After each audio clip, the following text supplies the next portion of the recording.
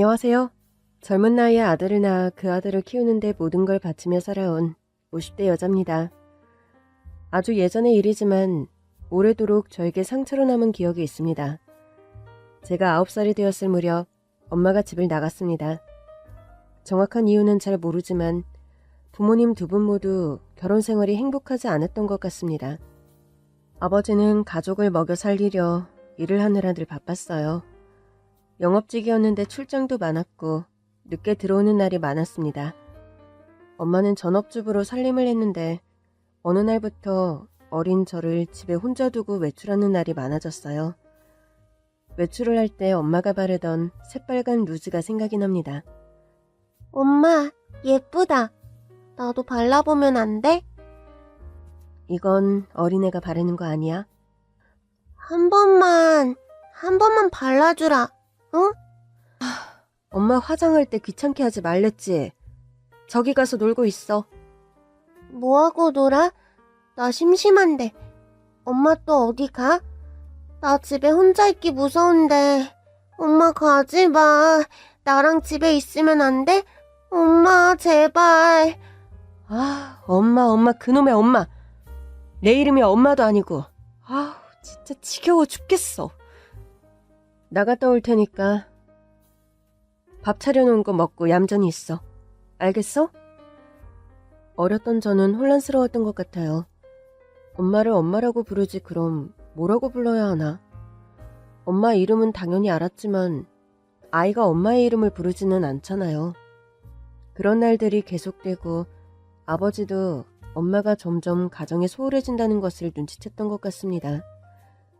여보, 엄마라고 불리는 게 진절머리가 난다던 우리 엄마는 어느 날 엄마를 순애 씨라고 불러주는 남자를 따라 집을 나갔습니다. 고차원적인 생각을 하기에는 어린 나이였지만 가장 충격적이었던 것은 도대체 엄마한테 나는 무엇인가, 아무것도 아닌 존재구나라는 깨달음이었습니다. 꿈꾸는 장밋빛 미래에 방해가 되니 그냥 가지고 놀던 장난감처럼 내던져버리고 갈 수 있는 존재. 엄마한테 저는 그저 그런 정도였나 봅니다. 엄마가 집을 나간 뒤에도 아버지는 계속 일을 하셨어요. 하지만 혼자 지내기에 저는 너무 어렵고 아버지는 시골에 계신 친할머니에게 저를 맡겼습니다. 그전까지는 할머니를 자주 못 봤는데 엄마가 떠난 뒤에는 거의 할머니와 함께 살게 된 거였지요. 불쌍한 것. 어린이가 뭔 죄가 있다고. 그래도 배 아파 낳은 자식인데 어미라는 게 그리 매정할 수가 있는지. 무슨 침짝 마냥 어린애를 나 몰라라고 내뺄 수가 있나. 짐짝? 할머니, 내가 짐짝이야? 짐짝이 뭐야? 아니다. 미선이 너는 아무 잘못이 없다. 잘못한 거 없는데 왜 나는 여기로 왔어? 엄마도 아버지도 나 안 보고 싶대?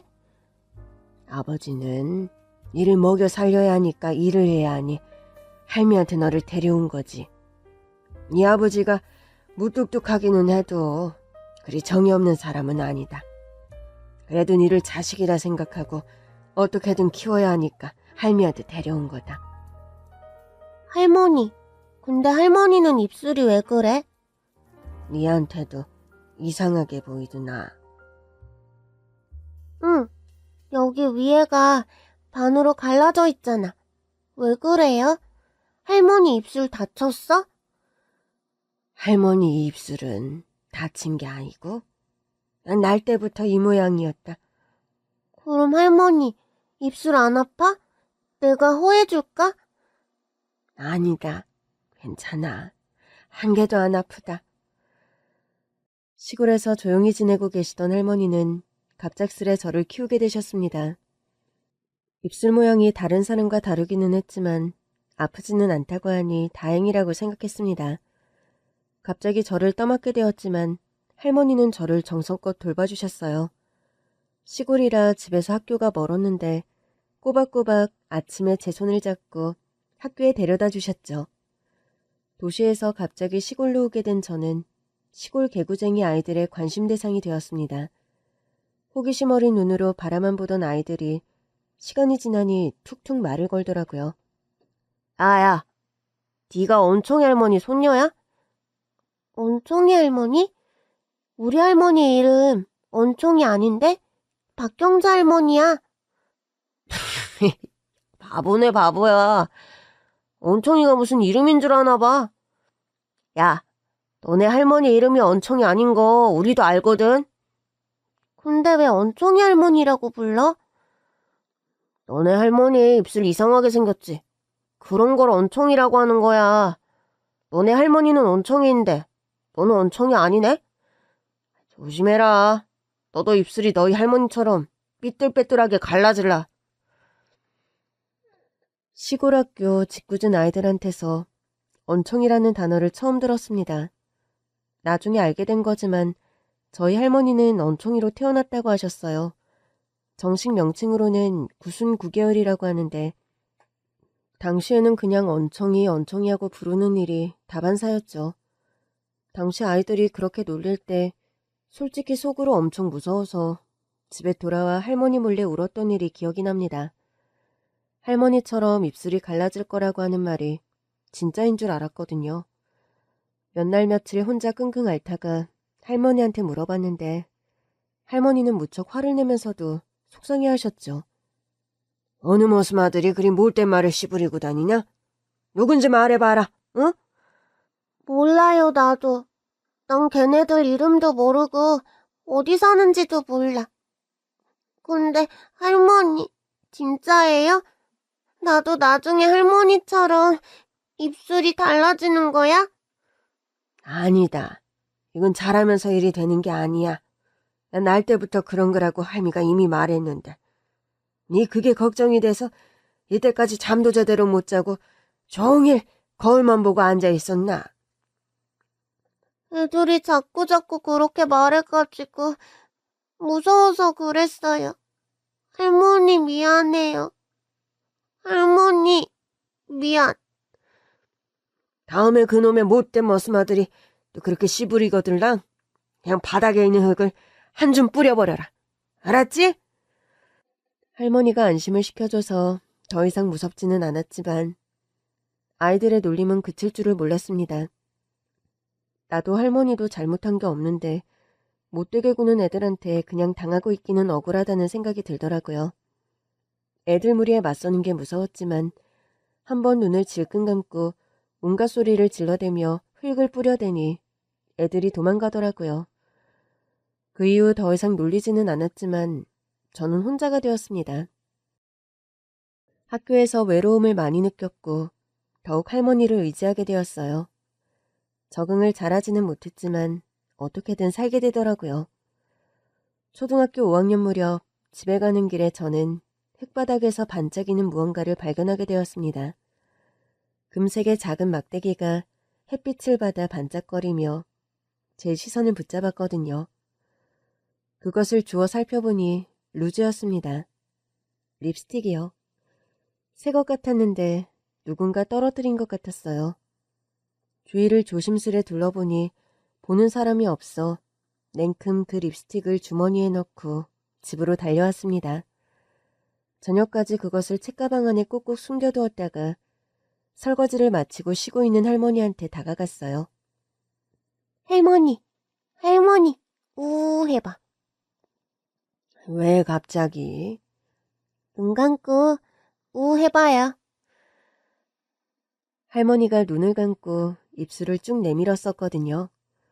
저는 비뚤어지고 갈라진 할머니의 입술에 정성껏 립스틱을 발라주었어요.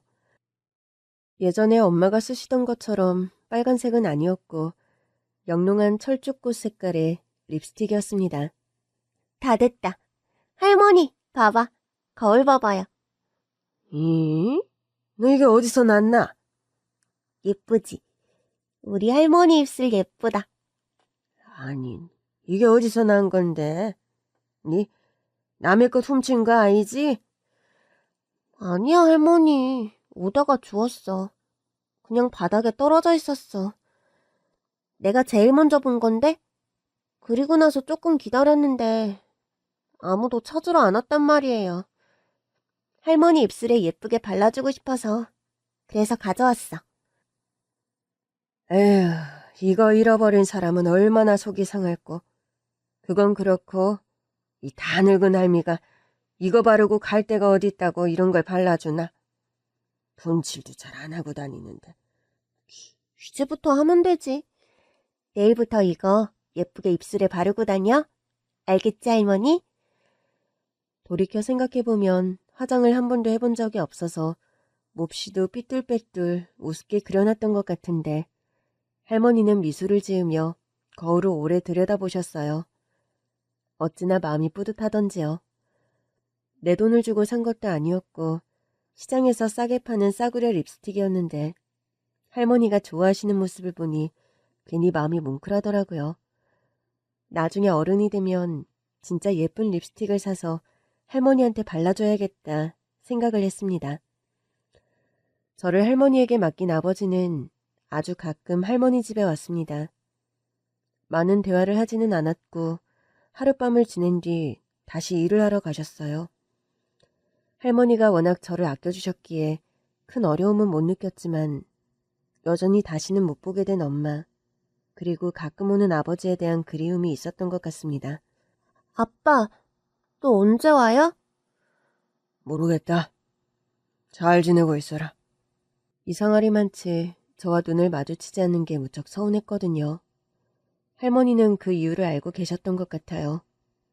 제 얼굴에서 엄마의 얼굴이 보인다고 하더라고요. 자랄수록 더 엄마를 닮아가는 것 같다고 하셨습니다. 아버지와 저를 두고 훌쩍 떠나버린 엄마. 저뿐 아니라 아버지에게도 큰 상처가 된 거였죠. 몇 년이 지나 시골에서 할머니와 지내는 생활에는 완벽하게 적응을 했습니다. 그 지역에서 중학교, 고등학교를 졸업했습니다. 초등학교 때는 가끔 집에 들렀던 아버지였는데 중학교를 다닐 때부터 아버지 얼굴을 거의 볼 수가 없었거든요. 그냥 할머니에게 약간의 생활비만 보내는 것 같았어요. 그러다 보니 가끔 손님처럼 집에 왔던 아버지에 대한 생각도 별로 하지 않게 되더라고요. 미선이 너 졸업하고 어떻게 지낼 거냐? 대학에를 갈 생각이야? 아니요, 할머니. 그냥 일하려고요. 일을 해? 무슨 일을 하려고? 저기 버스터미널 근처에 큰 마트 있는 거 알죠, 할머니? 나 거기 마트에서 일하려고 해요. 엄청 큰 마트라서 사람을 아주 많이 뽑아요. 큰 마트가 생겼어? 네. 이따시 큰 냉장고도 가득 있고 과일, 야채 없는 게 없어요. 사람들이 거기까지 가서 장을 본다고? 한 번에 다 살 수 있으니까 편하잖아요. 시장에 웬만한 게 다 있는데 뭐 그런 곳까지 가서 장을 다 본다냐? 시장보다 비싸기만 하지. 먹을 것만 있는 게 아니고 가전제품부터 생필품까지 없는 게 없어요. 아이고야, 생각만 해도 복작복작하겠다. 면접 보러 갈 건데 나 거기서 일하게 되면 할머니도 마트에 한번 와봐요.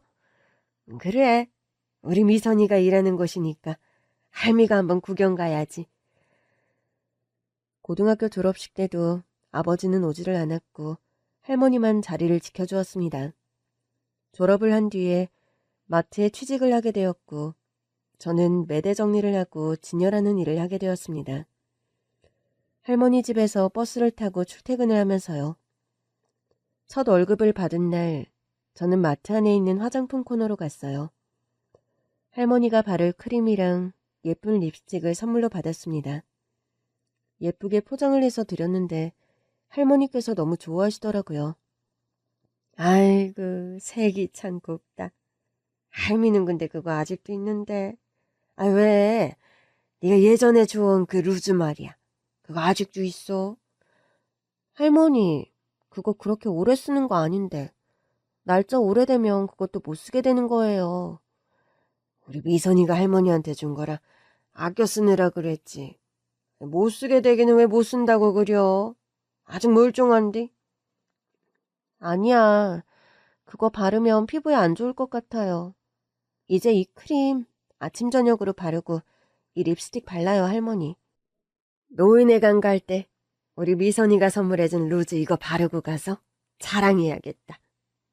할머니, 오해봐. 내가 발라줄게요. 아주 오래전 길에서 준 립스틱을 할머니 입술에 발라드렸던 날이 생각났습니다. 그때보다 깊게 패인 주름, 그리고 여전히 갈라져 있는 입술. 정성껏 할머니 입술에 칠을 해준 뒤 거울을 보여드렸어요. 환하게 미소를 짓는 할머니는 누가 뭐래도 세상에서 가장 아름다운 모습이었습니다. 이제 돈을 벌게 되었으니 할머니 맛있는 것도 많이 사드리고 잘 모셔야겠다 생각을 했는데 기대보다 그 시간은 길지 않았습니다. 마트에서 일한 지 1년이 되었을 때 할머니께서 갑작스러운 사고로 돌아가셨기 때문입니다. 아버지에게 연락을 했고 소식을 들은 아버지가 와서 조촐하게 장례를 치렀어요. 9살 때부터 저를 돌봐주신 할머니였기 때문에 너무나 큰 슬픔이었습니다. 한 동네에 오래 살았기 때문에 장례식에 오신 분들은 거의 다 동네 분들이었죠. 납골 땅에 할머니를 모시고 아버지와 함께 할머니 집으로 돌아왔는데 머뭇거리던 아버지가 조용히 이야기를 하시더라고요. 이제 어떻게 할 거니? 뭘요? 계속 여기서 지낼 건지. 달리 갈 곳이 없어요. 할머니와 같이 쭉 이 집에서 살았는걸요. 여기서 일을 구했다고 했나? 마트에서 일해요. 그래, 알았다. 너도 이제 성인이 되었고 네 앞길 정도는 꾸려갈 수 있겠지. 여기서 지낸다고 하면 할머니 집은 그대로 둘 테니 잘 지내라. 할머니 장례식 때 아버지를 본 게 정말 오랜만이었거든요. 그동안에도 자주 보고 지낸 게 아니어서 다른 걸 기대하지는 않았어요. 같이 지내자고 한다거나 가족으로서 할 수 있는 그런 말 같은 거요. 기대도 안 했지만 막상 마지막 인사 같은 말을 듣고 보니 정말 이제 세상에 혼자 남겨진 게 실감이 나더라고요. 아버지는 그대로 떠났고 저는 할머니와 살던 집에서 홀로 지내며 마트를 계속 다녔습니다. 마트의 다른 직원들과 종종 시간을 보내기도 했지만 사실 거의 혼자였어요. 퇴근하고 집에 와서 혼자 밥을 먹고 TV를 보다가 잠이 들고 다시 출근을 하고 그렇게 3년을 지냈습니다. 그러다 24살이 되었을 때 같은 마트에서 일하던 남자와 특별한 사이가 되었고 연애를 하게 되었죠. 당시에 저는 식품 코너에서 시식 담당 일을 하고 있었는데 그 남자는 식품 코너에서 과일을 홍보하는 일을 하고 있었습니다. 저보다 3살이 많은 남자였고 무척 다정한 성격에 마음을 열었던 것 같아요. 21살 때 할머니 돌아가시고 쭉 혼자 지낸 거야? 거의 그랬지. 많이 외로웠겠다. 9살 때부터 할머니는 내 전부였어. 아무도 신경 쓰지 않던 나를 할머니가 돌보고 키워주셨거든. 이제 내가 너의 곁에 있을게. 저도 남자친구도 가진 것은 많이 없었지만 둘이 있을 때만큼은 행복했어요. 보통의 연인들처럼 연애를 했습니다. 일터에서도 함께였고 마트가 쉬는 날이면 가까운 곳에 바람을 쐬러 가기도 했고요. 남자친구는 그때 어머니와 함께 살고 있었는데 아무래도 저는 혼자 살다 보니 집에서 보내는 날이 많았습니다. 집에서 남자친구에게 요리도 해주고 같이 TV도 보고 출근을 했어요. 할머니가 떠난 뒤 아버지는 한 번도 집에 오지 않았었거든요. 쭉 혼자 지내던 집에 다른 사람이 함께 있는 게 위로가 되고 좋았던 것 같습니다. 그러다 만난 지 1년 정도 되던 때 저는 평소와 몸 상태가 다르다는 것을 깨달았어요. 어지럽고 빈혈기가 있어서 일을 무리했나 보다 생각을 했거든요. 그런데 곰곰 생각을 해보니 뭔가 이상하더라고요. 혹시 설마 하는 마음이었지만 약국에서 임신 테스트기를 샀고 검사를 해보니 2줄이 뜨더라고요. 제 나이 25살이었습니다. 혼자 며칠 고민을 하다가 남자친구가 집에 온 날 조심스레 말을 했어요. 나 아기를 가진 것 같아. 뭐? 그게 정말이야? 확실해? 몸 상태도 그렇고 결과도 확인했으니까. 약국에만 갔다고? 병원에 가볼까? 병원은 왜? 아니, 그 테스트기라는 게 정확히 어떤지 모르잖아. 확인을 하러 가자는 거지? 그렇지. 뭐든 확실한 게 좋으니까. 지금 마음이 어때? 어? 마음이 어떠냐고? 놀랐겠지. 나도 그랬으니까. 근데 그래도 나는 뱃속에 우리 아기가 있다는 게 놀랍지만 기쁘기도 했거든. 근데 오빠는 안 그런 것 같아서. 아니야. 정말 놀라서 그런 건데. 혹시 병원 가자는 말 오해한 거 아니지? 이선아, 나 너 정말 사랑해. 쭉 외롭게 혼자 지냈던 넌데 내가 너의 곁에 있어주겠다고 했잖아. 나도 우리 아기가 생겼다고 하니 당연히 기쁘지. 그래, 병원에 가자. 병원에서 확실하게 확인을 하는 게 좋을 것 같아. 몇 주 차인지 건강한지 그런 거 들으면 좋잖아. 당연하지. 넌 걱정하지 마. 내가 다 책임질게. 쉬는 날에 남자친구와 함께 병원을 찾았습니다. 초음파 검사를 했는데 역시나 임신이 맞았어요. 5주차라고 하더라고요. 까만 점 같은 게 보였는데 그게 태낭이고 태아가 안에서 사는 곳이라고 했습니다. 그냥 점처럼 보였는데 그 안에 생명이 살아있다고 하니 신기하게 느껴졌어요. 6주차가 되자 본격적으로 입덧이 시작되었고 정말 물만 마셔도 이상한 맛이 나는 것 같고 힘들었습니다. 하지만 일을 그만둘 수는 없었기에 그런 걸 견디며 계속 마트를 다녔어요. 남자친구는 달라진 제 몸 상태를 걱정하기도 하고 안쓰러워했는데 사실 한편으로 계속 불안한 마음이 들더라고요. 책임을 진다고 했으니 아기도 낳고 결혼도 하자는 걸로 이해를 했는데 제 몸 상태를 걱정만 하고 앞으로의 이야기나 계획 같은 걸 말하지 않았거든요.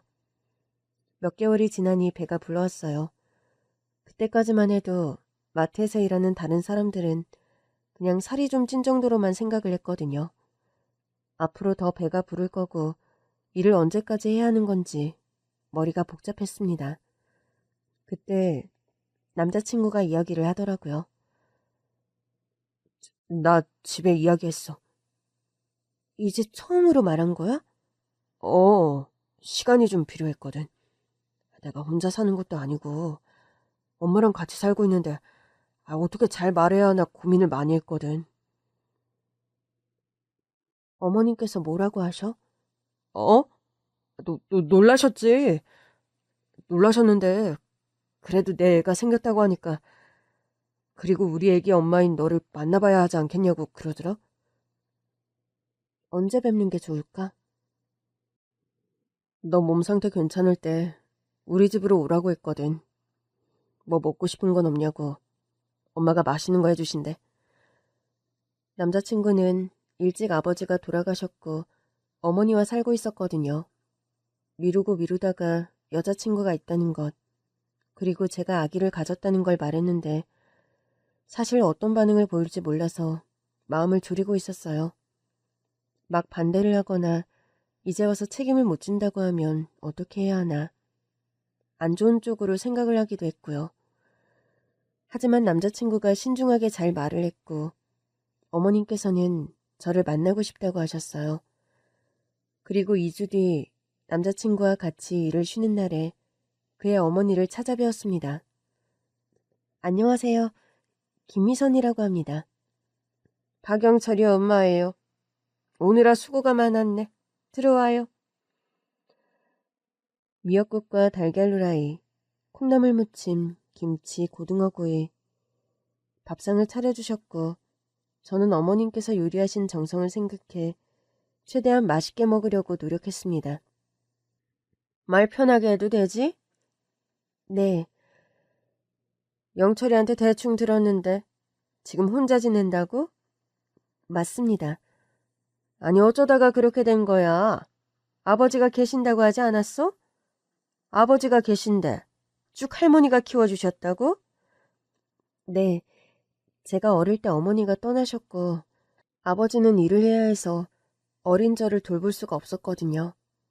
할머니가 살던 곳이 이 지역이고 그때부터 쭉 여기서 지냈습니다. 그러다 4년 전에 할머니가 돌아가셨고 그때부터 혼자 지냈어요. 25이라고 했나? 네. 아이고, 어린 나이에. 한창 어리고 젊은 나이잖아. 뭐가 급하다고 그리 덜컥 애부터 가져가지고. 우리 영철이도 30이 안 됐는데 참, 철부지들이다. 철딱서니가 없는 것 같아. 요즘 애들은 다 그런가? 결혼식도 안 올렸는데 애부터 가진 걸 부끄러워하지를 않는 것 같아. 집에 다른 어른이 계셨다면 진작에 나랑 똑같이 말했을 거야. 근데 아기 가졌다는 거 알았을 때 저도 영철 씨도 놀랐지만 기쁜 마음이었거든요. 사랑하는 사이이고 아기 천사가 찾아온 거니까요. 엄마, 그런 말 안 하기로 했잖아요. 왜 그러세요? 저 미선이가 우리 아기 가졌다는 이야기 들었을 때 기뻤어요. 진짜예요. 제가 책임진다고 했고요. 애들 소꿉 장난하는 것도 아니고. 다른 선택을 하기엔 이미 늦었고요. 배도 이만큼이나 불렀는데. 너 엄마한테 일부러 늦게 말한 거지? 어떻게 말할까 고민하다가 시간이 걸린 것뿐이에요. 아기를 어떻게 할까 고민을 한 게 아니라 엄마한테 말하는 걸 고민했다고요. 그럼 어떻게 살 거니? 할머니는 돌아가셨다고 했고 아버지랑은 연락도 안 한다며. 아버지한테 말씀은 드릴 거야? 할머니 장례식 이후 정말 연락이 끊겨서요. 집안 도움도 못 받고. 우리도 형편이 그리 넉넉하지가 않아. 나도 혼자 힘들게 아들 키우느라. 이놈의 자식아. 30도 안 됐는데 좀 신중하지를 않고 덜컥 이게 무슨 일이니? 어머님은 할머니 손에서 자라고 아빠와 연락을 하지 않고 지내는 저를 못마땅해 하셨습니다. 하지만 그때 이미 임신 5개월 차였고 저희는 함께 아기를 키우기로 결정을 했기 때문에 어머님도 다른 방법이 없었던 거였죠. 상의를 한 끝에 저는 할머니와 살던 집을 정리하고 시댁에서 지내기로 했습니다.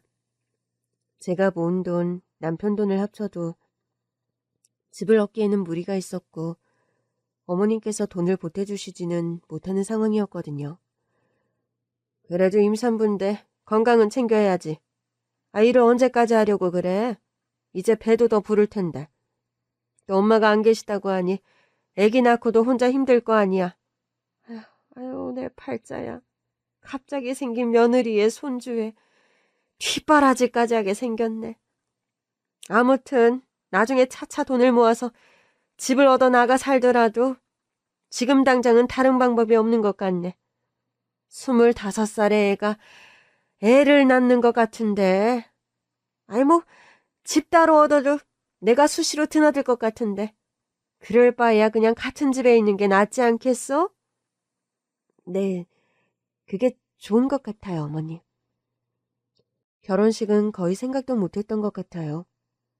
아기가 먼저 생겼기에 아기를 잘 키울 수 있는 환경을 제일 우선적으로 생각했고 남편이나 저나 돈도 많이 없는 상황에서 신혼집 같은 거는 당장에 부담이 되었으니까요. 어머님께서 산후조리며 아기를 돌봐주신다고 해서 그저 감사한 마음이었습니다. 어머님과 이야기가 되고 나니 남편이 혼인신고를 하자고 하더라고요. 남편과 함께 가서 혼인신고를 했고 마트 일을 그만둔 뒤 할머니와 살던 집을 정리했습니다. 그리고 거의 임신 8개월 차에 시댁으로 들어갔어요.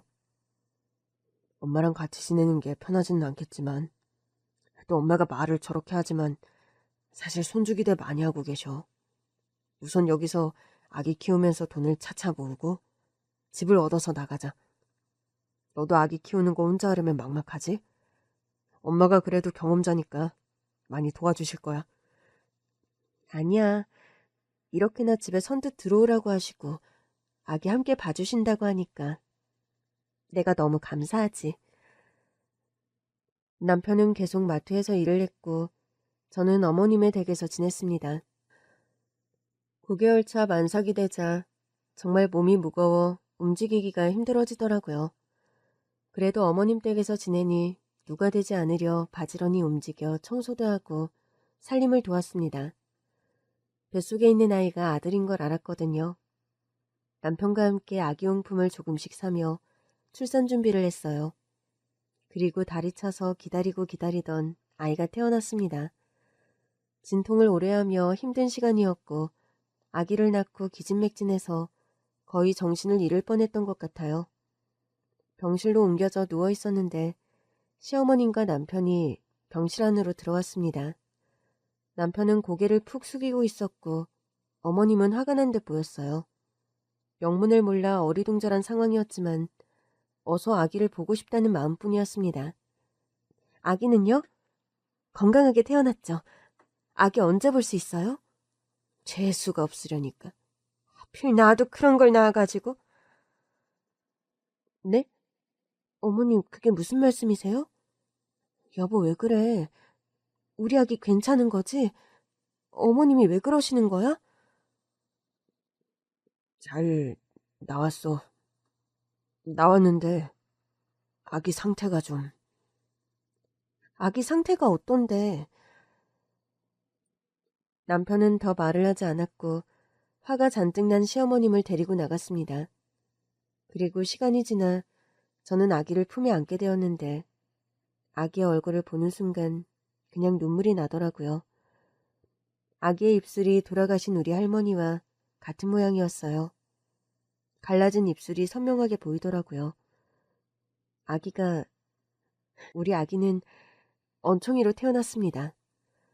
사실 저는 그 입술이 익숙했습니다.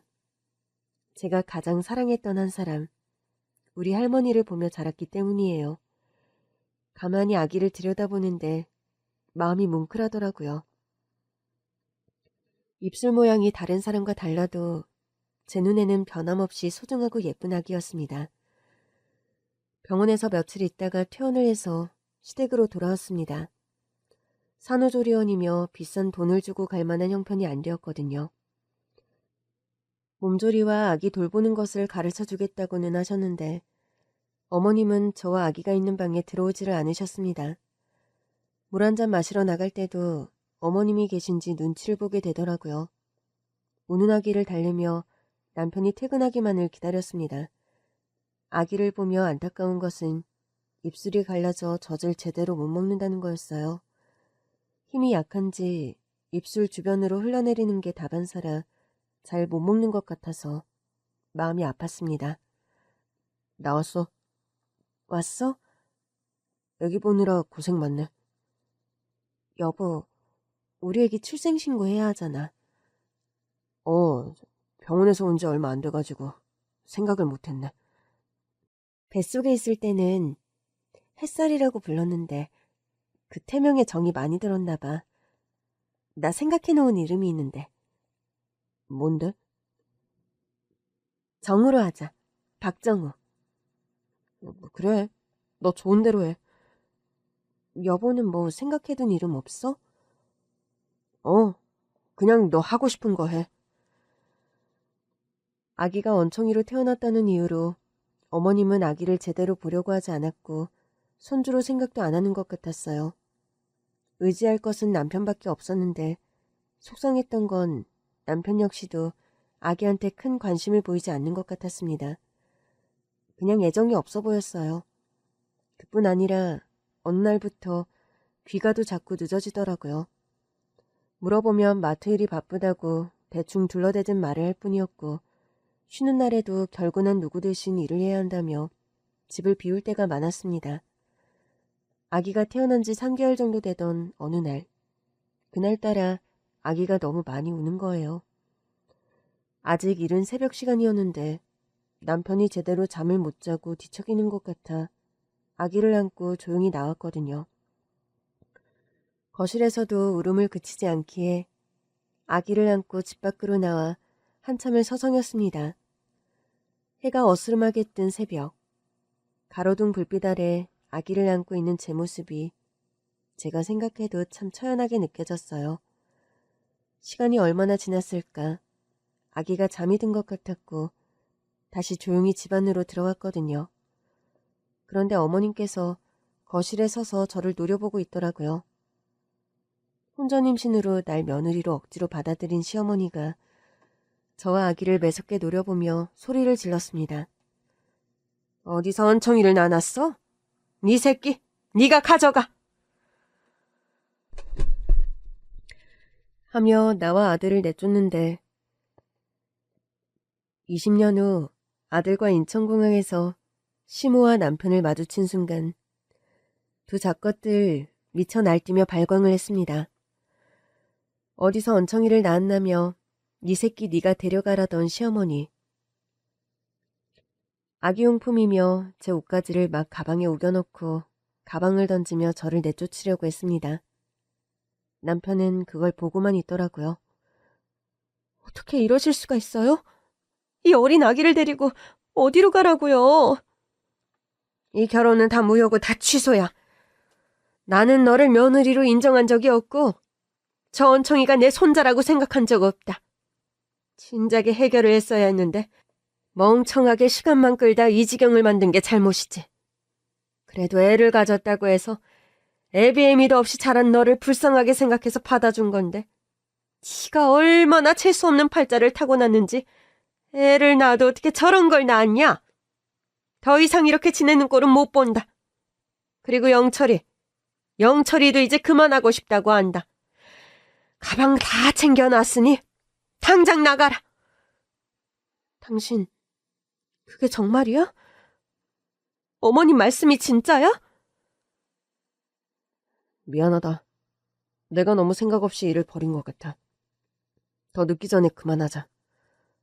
이대로는 나도 너도 아기까지도 불행한 것 같아. 여기 도장만 찍으면 돼. 나머진 내가 알아서 할게. 남편이 내민 것은 이혼 서류였습니다. 우리 아기 출생신고서에 잉크는 말랐을까요? 아기가 태어난 지 정말 얼마 안 되어 일어난 일이었어요. 정말 어떻게 사람이 이렇게까지 할 수 있는지 너무 잔인하다고 생각을 했습니다. 그러나 이미 어머님과 남편은 똘똘 뭉쳐 행동을 하더라고요. 바로 서류까지 내미는 걸 보니 둘이서 진작에 계획을 한 것 같았습니다. 그러고 보니 집에도 늦게 들어오고 아예 아기한테 신경을 안 쓰던 남편. 아기 태어난 지 3개월밖에 안 되어 설마 그럴 리가 없다고 생각했지만 아마도 다른 여자를 만나고 있는 것 같았습니다. 증거도 뭐도 없었지만 일을 한다며 밖으로 놔두는 것만 봐도 뻔히 상상이 되더라고요. 어머님은 알면서도 아무 말도 안 하고 그냥 모르는 체 하는 것 같았고요. 서류와 함께 내민 것은 봉투였습니다. 안을 열어보니 50만 원이 들어있더라고요. 기가 차서 말도 나오지 않더라고요. 주변이 소란스러워지자 아기가 울기 시작했고 어머님은 가방을 현관 밖으로 가져다 놓으며 나가라고 하고 남편은 이제 서류 접수만 하면 끝이다. 더 이상 부부가 아닌 거라고 또박또박 말을 하더라고요. 도장을 찍고 단돈 50만 원이 든 봉투 그리고 가방을 들고 그 집을 나왔습니다. 아무것도 할 수 없는 상황이었지만 이대로 쫓겨나듯 나가는 게 너무 억울했지만 달리 방법이 없었어요. 그리고 우는 아기를 보는데 남편의 말이 맞다는 생각이 들더라고요. 이 집에 계속 붙어 있어봤자 모두가 불행해진다. 특히 아기의 안전을 보장받을 수 없다는 생각이 들었습니다. 뱃속에 있던 순간부터 저에게 삶의 이유가 되어준 아기. 아무 죄도 없는데 그저 언청이로 태어났다는 이유로 환영받지 못하고 인정도 못 받는 아기. 그래도 제 아기였고 저한텐 아기가 가장 소중했거든요. 이 미친 인간들 정신 나간 집구석에서 계속 버티는 게 아기를 위해서 결코 좋은 게 아니라는 것을 그 순간 깨달았습니다. 50만 원을 들고 향한 곳은 미혼모 시설이었습니다. 달리 의지할 곳이 없었거든요. 그곳에 들어가 얼마간 아기와 함께 지냈어요. 이제는 전 남편이 된 그놈과 결혼을 할 때 할머니 집을 정리했거든요. 정리하고 어머님 댁으로 들어갈 때 생활비로 어머님께 매달 돈을 드렸었는데 그렇게 쓰고 남은 돈이 있었어요. 미혼모 시설에서 아기를 봐주는 동안 바로 일을 구했습니다. 출산한 지 얼마 안 돼서 몸이 힘들 텐데 일하는 거 괜찮겠어요? 여기서 2년은 지낼 수 있어요. 1년 뒤에는 나가야 하지만 천천히 해도 되는데. 저 돈 벌어야 해요. 나중에 아기랑 지낼 것 때문이죠? 그것보다 더 중요한 게 있어요. 늦기 전에 반드시 해야 해요. 알아보니 9순9개월 수술은 아기가 어릴 때 해야 한다고 하더라고요. 아주 어릴 때 수술을 받고 또 초등학생 무렵에 한 번 더 수술을 받고 어릴 때 수술을 받을수록 나중에 커서 많이 티가 안 난다는 말을 들었거든요. 제 머릿속에는 하루라도 빨리 아들 입술을 수술해줄 생각밖에 없었습니다. 미혼모 시설에서 지낼 수 있게 된 게 너무 다행이었어요. 아기를 봐줬기 때문에 낮에 일을 할 수가 있었거든요. 닥치는 대로 일을 했습니다. 아침부터 오후까지 편의점에서 일을 했고 저녁에는 식당 설거지 일을 했습니다. 고된 몸을 이끌고 돌아와 아기를 다시 품에 안는 게 유일한 낙이었습니다. 모든 아픔이 그냥 씻겨져 내리는 것 같았어요. 정우야, 엄마가 우리 정우랑 시간을 못 보내서 미안해. 그치만 엄마가 열심히 일하고 있거든.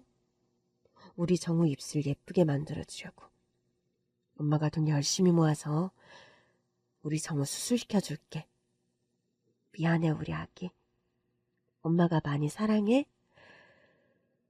시설에서 지내며 거의 돈을 쓰지 않고 악착같이 모은 덕분에 그 해가 지나기 전 아들 9순9개월 1차 수술을 받을 수 있었습니다. 좀 더 아기 때 했어야 했는데 하루라도 빨리 했었어야 했는데 그조차도 너무 늦은 감이 있어 미안한 마음뿐이었어요. 다행스럽게 수술은 잘 마치게 되었고 수술을 해놓고 보니 전보다 훨씬 입술 모양이 잡힌 것 같더라고요. 한 곳의 시설에 1년 이상 머물 수 없다는 규정 때문에 첫 번째 머물렀던 시설에서는 나와야 했습니다. 아기 돌도 미혼모 시설에 보냈거든요. 그래도 떡을 사서 시설에 있는 다른 분들과 함께 우리 아기가 수술도 잘 마치고 건강하게 잘 자라고 있는 걸 축하했습니다. 아들이 만으로 2살이 되었을 때 시설을 나가게 되었고 미혼모 시설에서 퇴소하는 사람에게 주는 정착 지원금을 받아 아들과 살 방을 얻었습니다. 3살밖에 안 된 아들을 어린이집에 맡기고 저는 계속 생활비를 벌기 위해 일을 했습니다. 혼자 아들을 키우며 제 성격도 많이 달라진 것 같았어요. 누가 봐도 힘든 삶이었지만 좌절하지 않고 씩씩하게 살았거든요. 아들 때문이었죠. 원청이로 태어났지만 그래도 할 수 있는 선에서 일찍 수술을 시켰고 그 수술 잘 받고 잘 자라주는 아들. 오직 제 삶의 이유이자 목적이었습니다. 미혼모 시설에 계시던 분들한테는 지금도 너무 감사한 마음입니다. 갈 곳 없는 저와 아기를 2팔 벌려 환영해 주었고 2년 동안 거기서 지내며 아들 수술도 시키고 돈을 모을 수 있었어요. 열심히 일을 하며 아들을 키웠는데 정말 시간이 빠르게 흐르더라고요. 아장아장 걸을 때가 엊그제 같았는데 유치원에를 가고 또 유치원도 졸업해 초등학교에 다니게 되었죠. 그리고 아들이 12살이 되었을 때 2차 수술을 받았습니다. 빠듯한 생활이었지만 반드시 2차 수술을 시켜야 한다는 목표를 갖고 열심히 돈을 모았거든요. 아기 때 1차로 수술을 받았지만 그래도 보면 티가 나서 유치원에서도 초등학교에서도 또래 아이들의 원치 않은 관심을 많이 받았고 놀림을 받고 우는 아들을 보면 너무 마음이 아팠어요. 엄마, 병원에서 수술 받으면 나 이제 입술 더 예뻐져? 그럼 이번에 수술 받으면 훨씬 예뻐질 거야. 나중에 우리 정우 키도 이만큼 큰 어른이 됐을 때는 완전 더 예뻐질 거고. 엄마, 나 근데 아기 때도 수술 받았었어? 그렇지.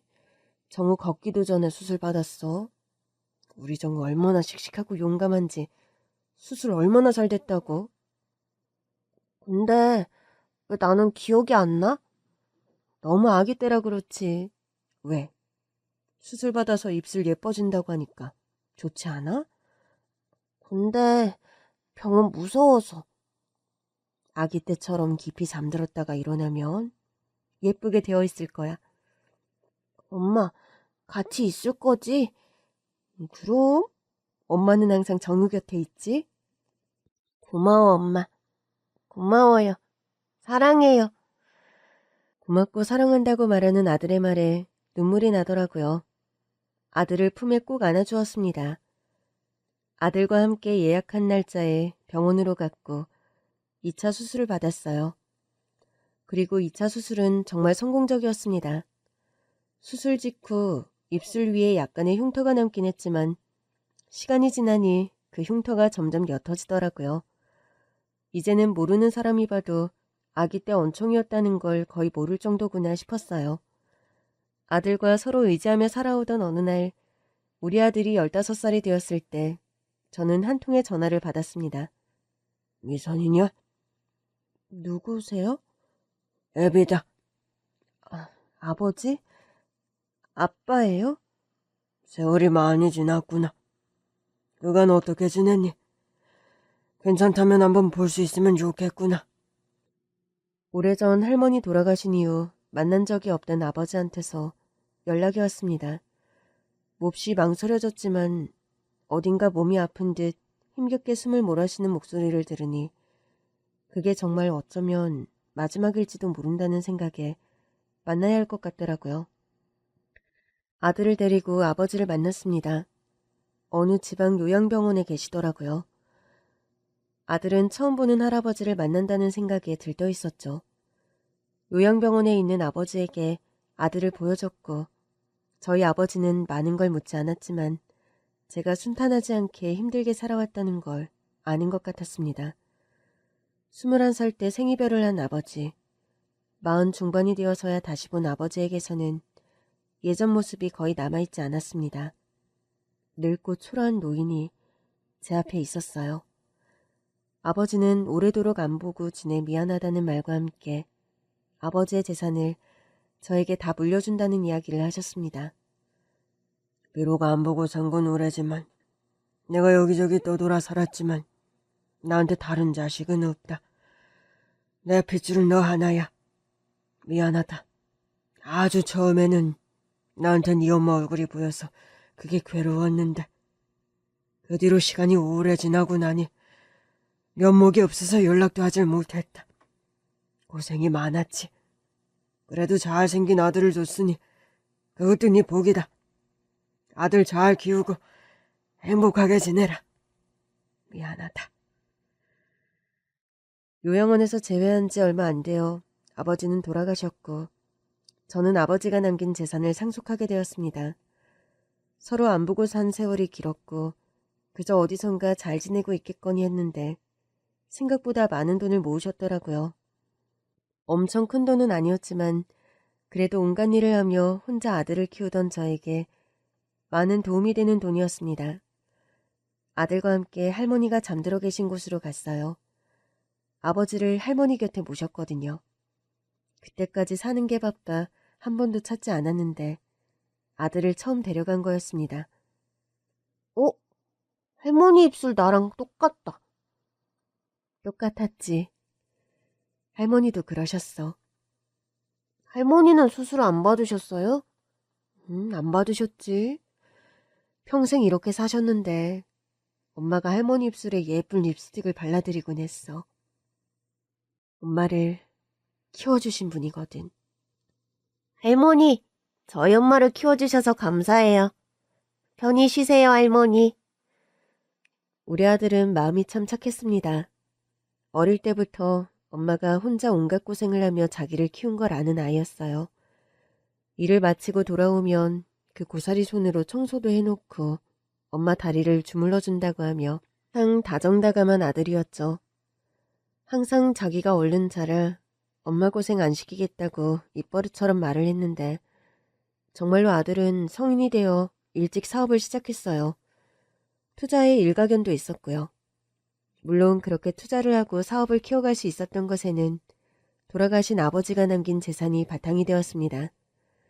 어느덧 어엿하게 벤처 기업가가 된 아들.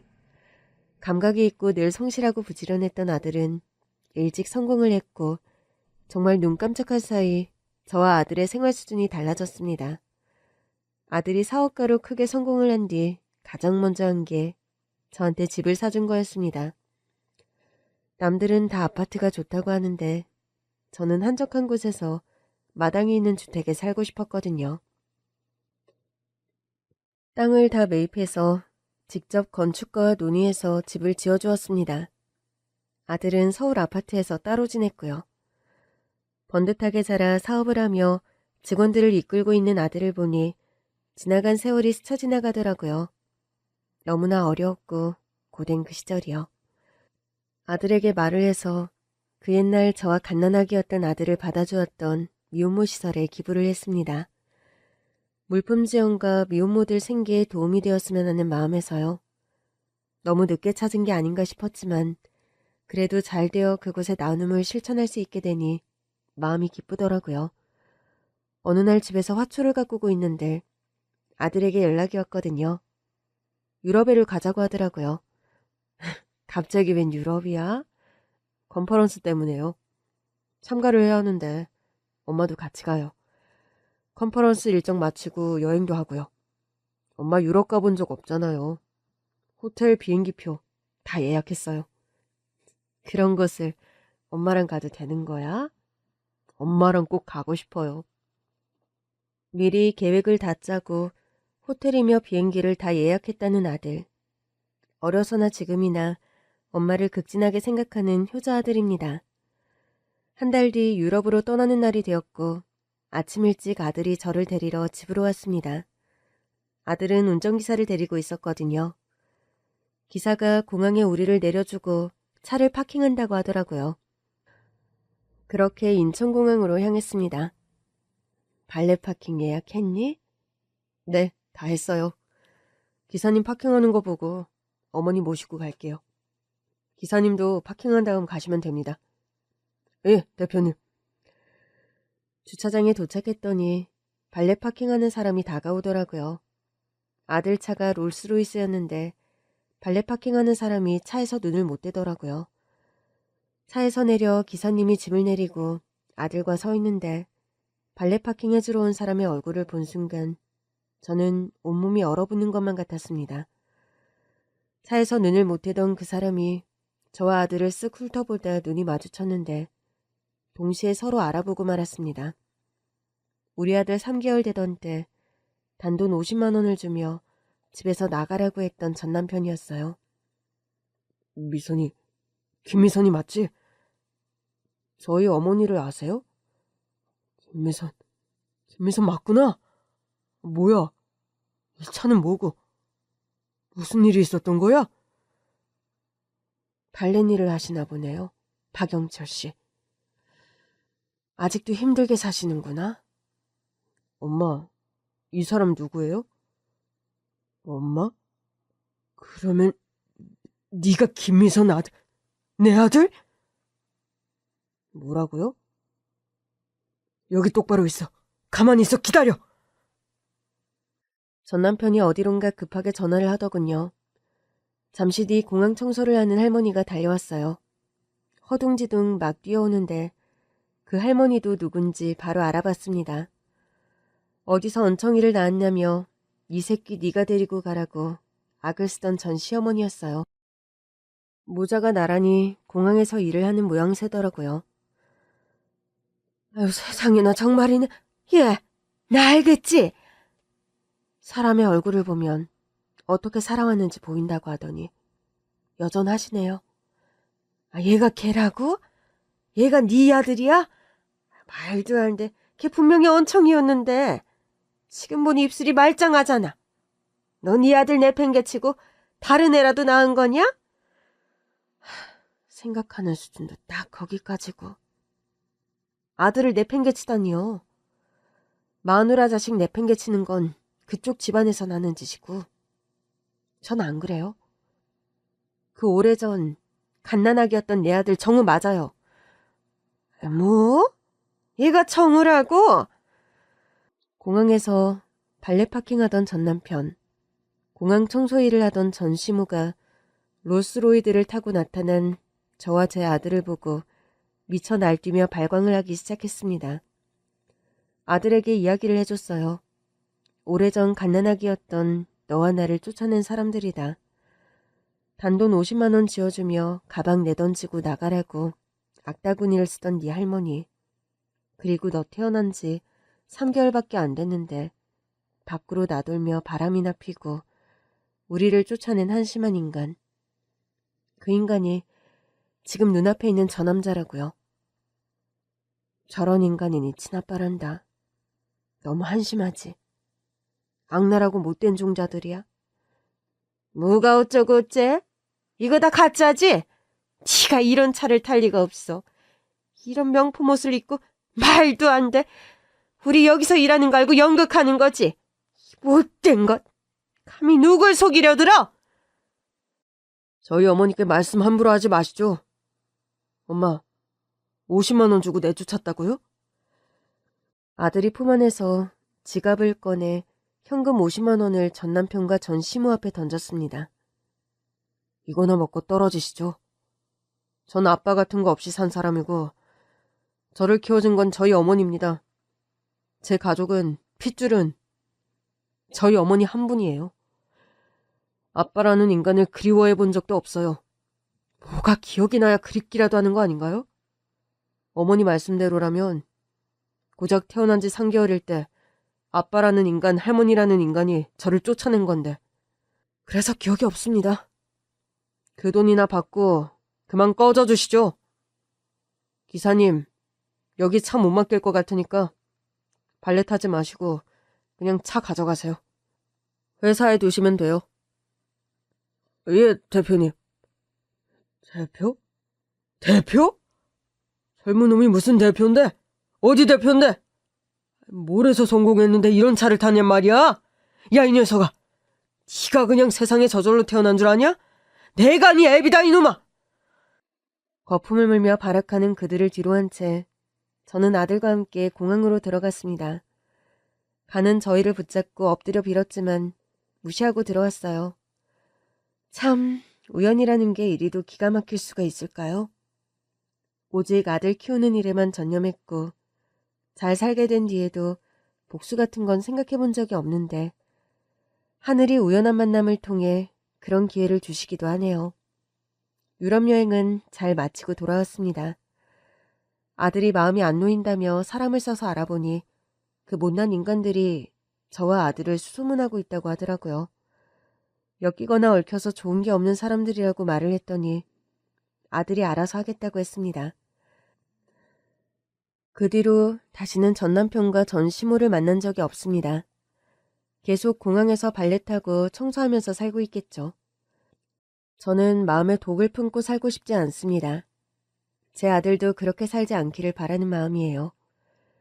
참 모질게 대했고 사람 같지도 않은 것들이었지만 모든 것은 인과응보, 사필귀정이니까요. 행복하게 살게 해도 인생은 너무 짧으니까요. 받은 만큼 베풀며 살려고 합니다. 미혼모 시설에 기부한 게 그 첫 번째 행보였어요. 여러분들도 여러분들을 귀하게 여기는 분들에게 곁을 내어주며 행복하게 지내시기를 바랍니다.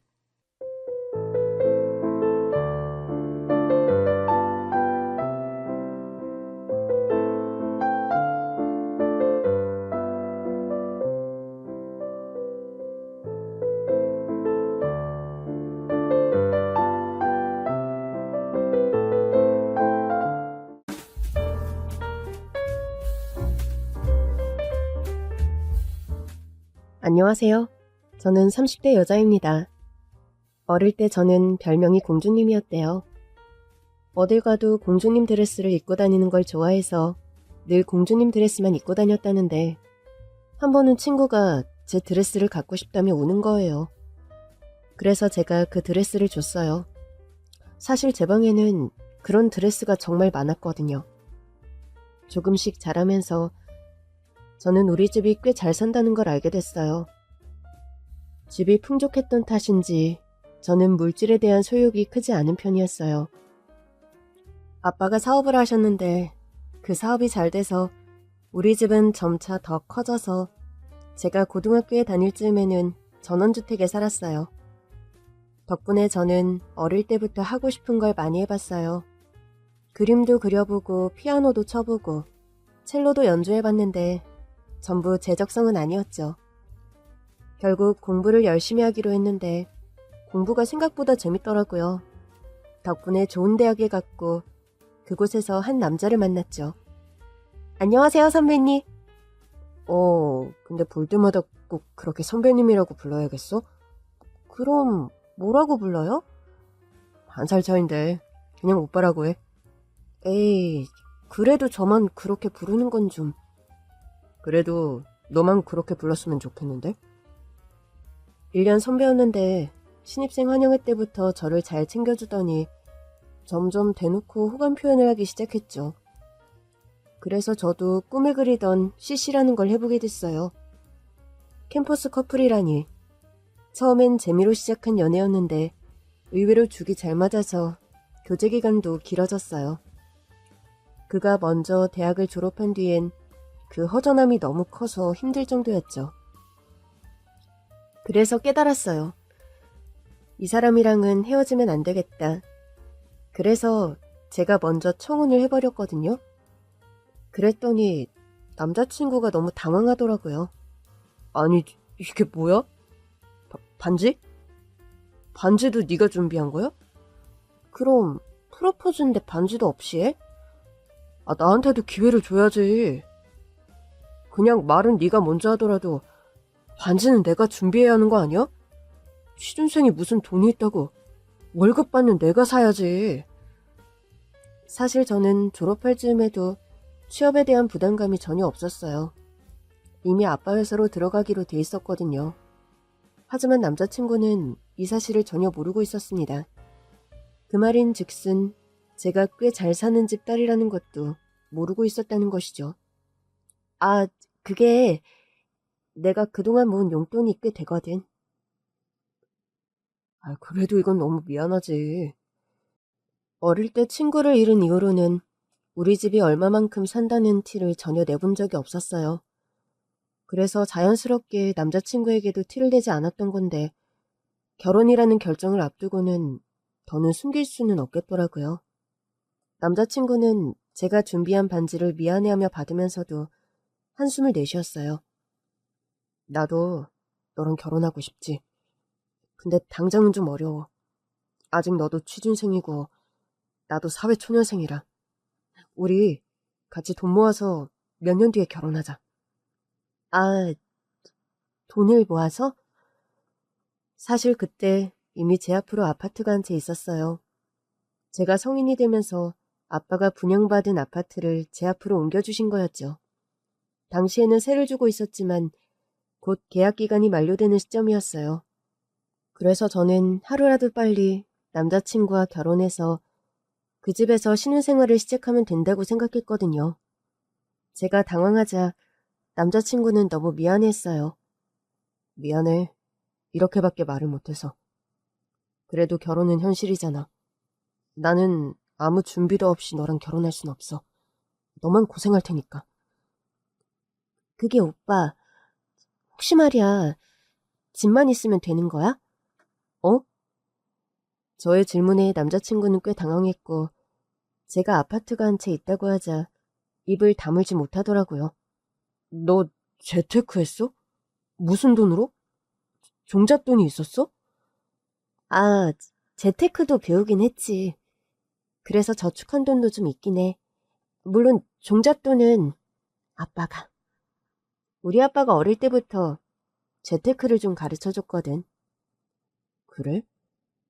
그래도 네 나이에 아파트가 있다니.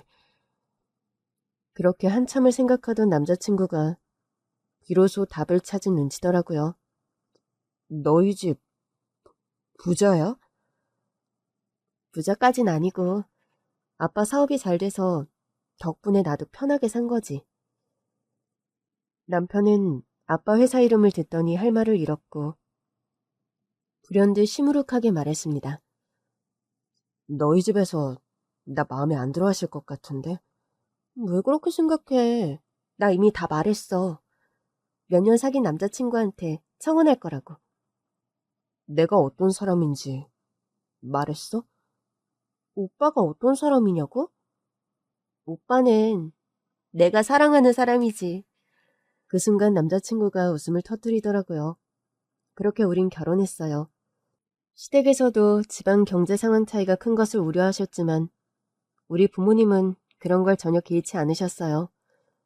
집은 제가 분양받은 아파트에서 시작했고 결혼 자금도 대부분 부모님이 해주셨어요. 당시 시아버지께서 병상에 계셨고 시댁은 그 병원비를 감당하는 것만으로도 버거운 상태였거든요. 그래서 시어머니께서는 저를 참 예뻐해 주셨어요. 아휴, 네 시아버지가 돌아가시기 전에 둘째까지 장가가는 걸 보여드려서 내가 다 기뻐. 너희 집의 배려가 아니었으면 가당키나 했겠니? 어머니, 그럼 저를 더 칭찬해 주세요.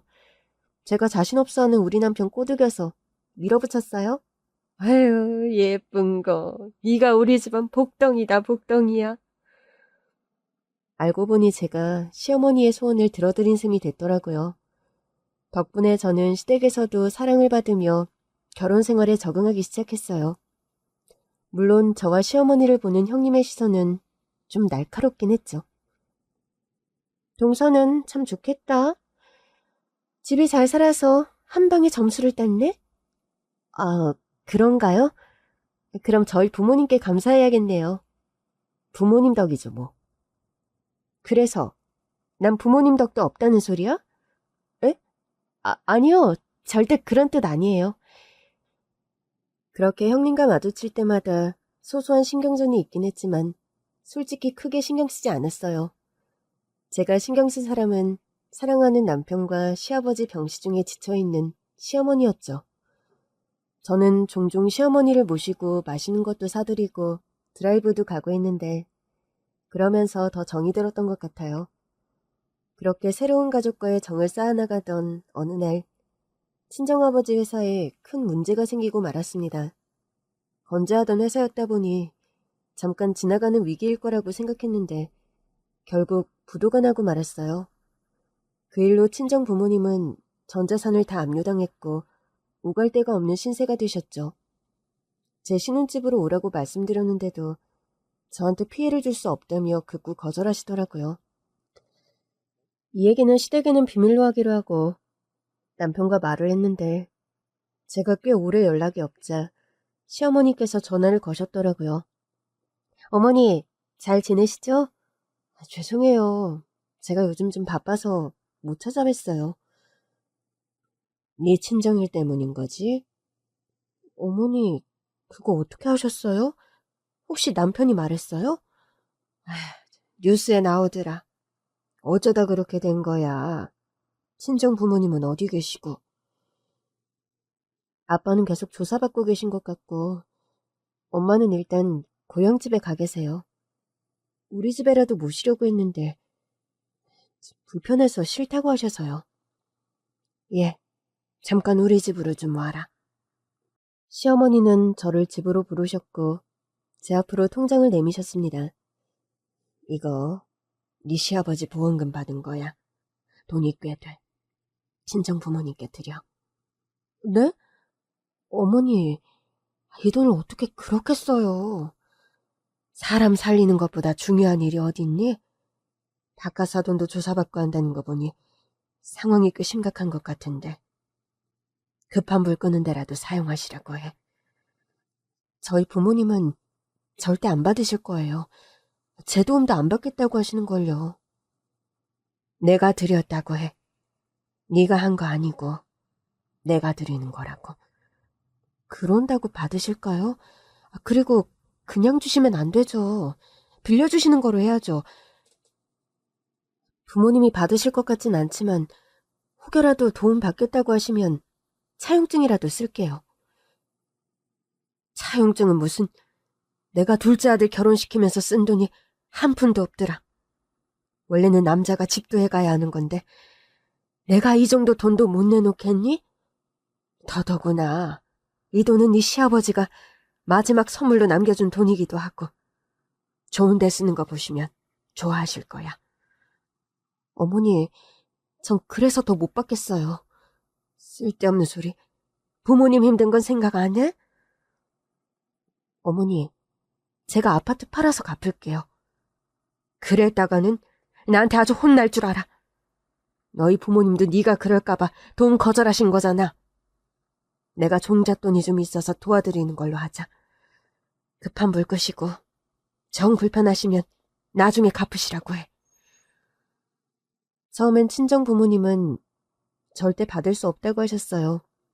그러나 시어머니가 직접 나서서 돈을 들고 가시자 결국 눈물을 보이시더라고요.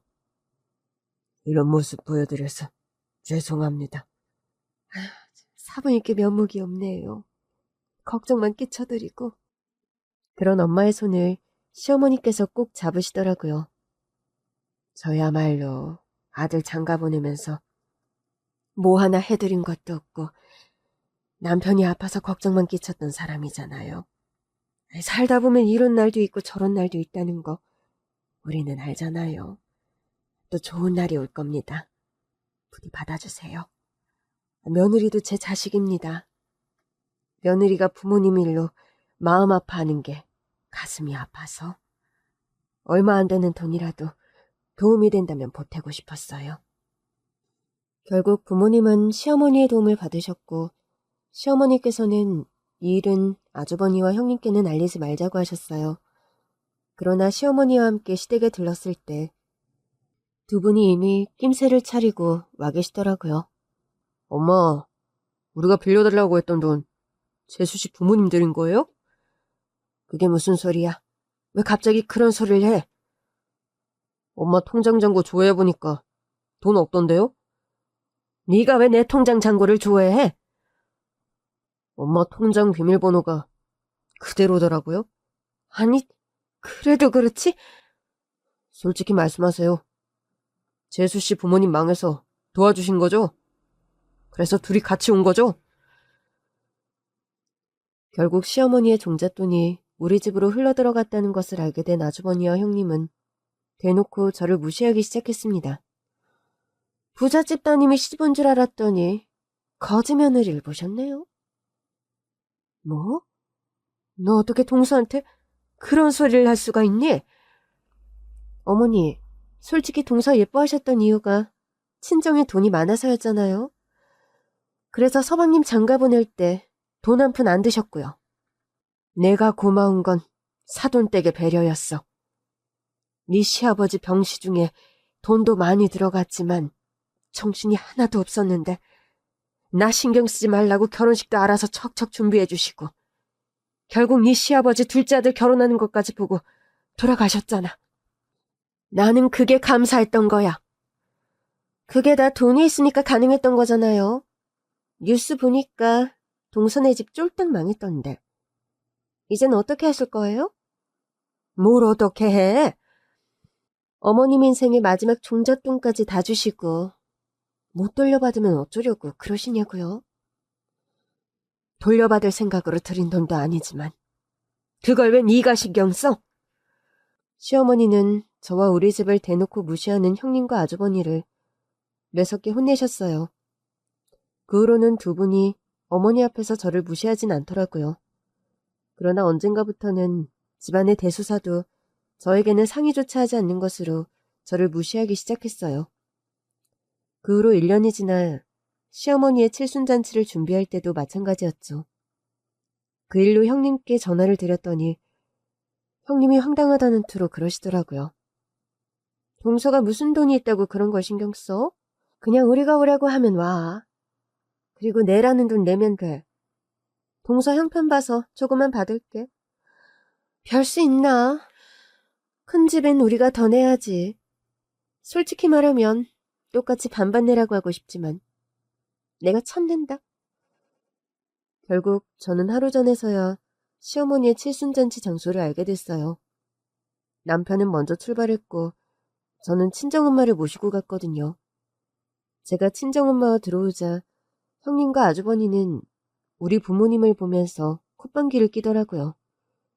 그렇게 시어머니 칠순잔치에 가난한 친정엄마가 그동안 신세 지은 거 갚는다면서 참석해서 선물 봉투 하나를 내밀었어요. 그러자 아주버니께서 그 봉투를 낚아채더니 비웃으며 그랬어요. 사돈께서는 우리 엄마한테 신세 갚으려면 5억은 들고 와야 할걸요? 그렇게 아주버니가 우리 엄마를 비웃는 순간 형님이 봉투를 열어보고는 깨악 소리치며 기절했습니다. 여보, 왜 그래? 응? 아주버니가 여러 번 형님을 흔들자 형님이 다시 정신을 차리더라고요. 여보, 이 봉투 안 좀 봐. 그제 아주버니도 봉투 안을 확인하시더라고요. 5억? 이거 진짜 5억이에요? 아주버니의 말에 시어머니도 깜짝 놀라셨습니다. 아유, 사부인, 무슨 돈이 있다고 이 큰 돈을 들고 오셨어요? 저는 못 받습니다. 제가 갚으라고 드린 돈이 아니잖아요. 그래서 차용증도 안 받았고요. 엄마, 차용증도 안 썼다고요? 아, 그러면 어떡해요? 넌 조용히 있어. 그 봉투 이리 내고. 아주버니는 시어머니의 말씀에 찍소리도 못하고 봉투를 가져왔어요. 차용증을 썼든 안 썼든 저희는 처음부터 갚을 생각이었어요. 어떻게 이 돈을 안 갖고 살 수 있겠어요? 우리 딸 입장도 있는데. 사부인, 제가 우리 둘째 며느리한테 받은 위로가 얼마나 많은데요.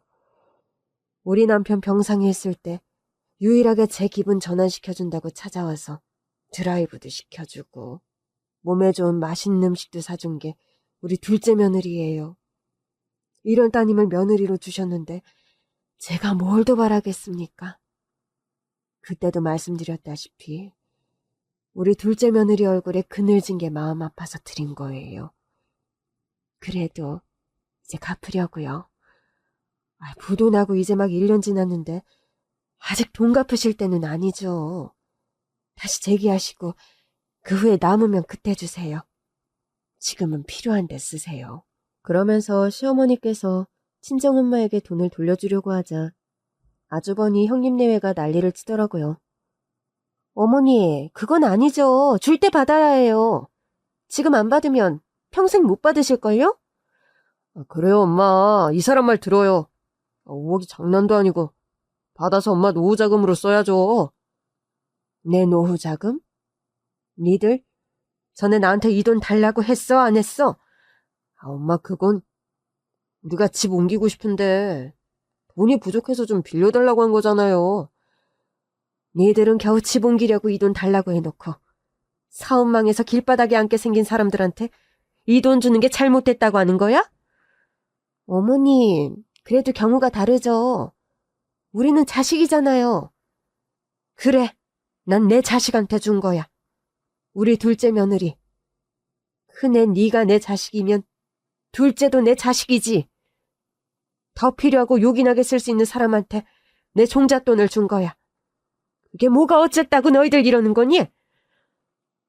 어머님, 돈을 어머님 마음대로 했다고 뭐라고 하는 게 아니라 안 받으시겠다고 하니까 그러죠. 니들 결국 이사 못했잖아. 내가 이번에 이 돈 돌려받으면 빌려달라고 해서 이사할 생각인 건 아니고? 어머니, 막말로 저희가 그 돈 빌려서 이사할 수도 있는 거 아니에요? 뭐? 그렇잖아요. 생판 모르는 남한테도 빌려주시면서 왜 우린 안 돼요? 이 돈은 없는 돈이라고 생각해. 어머니, 진짜 돌려주려고 이러시는 거예요? 그래, 돌려줄 거야. 사돈댁 아직 안정도 안 됐을 텐데 벌써 돌려받을 수는 없어. 동서는 뭐 하고 있어? 동서는 어머니가 이 돈 돌려주길 바라는 거지? 그래서 입 꾹 다물고 그러고 있는 거지? 아니에요. 저희 엄마 이 돈 주고 가실 거예요. 어머님이 이렇게 안 받겠다고 하시는데 어떻게 돈을 돌려줘? 동서, 그렇게 입 꾹 다물고 있으면서 어머님이 돈 안 돌려받길 은근히 바라는 거 내가 모를 줄 알아? 이 돈을 어머님이 안 돌려받는다고 제가 뭐 득을 보는 건 아니잖아요? 아니지. 동서 친정 어머니니까 어머니가 안 받으신다고 하면 동서한테 줄 수도 있잖아. 전 이미 엄마 아빠한테 많이 받고 살았어요. 그건 다 옛말이겠지. 이제 와서 여유 있는 척 하지 마. 친정 쫄딱 망해서 이젠 쥐뿔도 없잖아. 첫째, 너 말이 너무 심하구나. 듣다 못한 시어머니께서 형님을 나무라셨어요. 어머니, 제가 오죽하면 이래요? 어머님이 그 돈을 동선의 부모님한테 빌려준 것도 속상한데 돈도 안 받겠다고 하시니까 이러는 거잖아요. 누가 보면 네 돈 뜯긴 줄 알겠다. 아니 뭐 어머니 돈이면 우리 남편 돈이기도 하고 다 그런 거 아니에요? 너 참 특이한 생각을 하는구나. 내 돈이 내 돈이지 왜 네 남편 돈이야? 솔직히 어머니 돌아가시면 자식들 몫이잖아요. 어이구, 그래? 그럼 넌 결국 내가 얼른 세상을 떠나기를 바라겠구나. 그 돈이 네 남편 돈 돼서 결국 네 돈 되게. 어머니, 왜 그렇게 삐딱하게 보세요? 너 하는 게 딱 그래 보여서 하는 소리야. 아무튼 너랑 네 남편이 네 일에서 빠져. 이건 나랑 둘째 애랑 얘기할 문제야.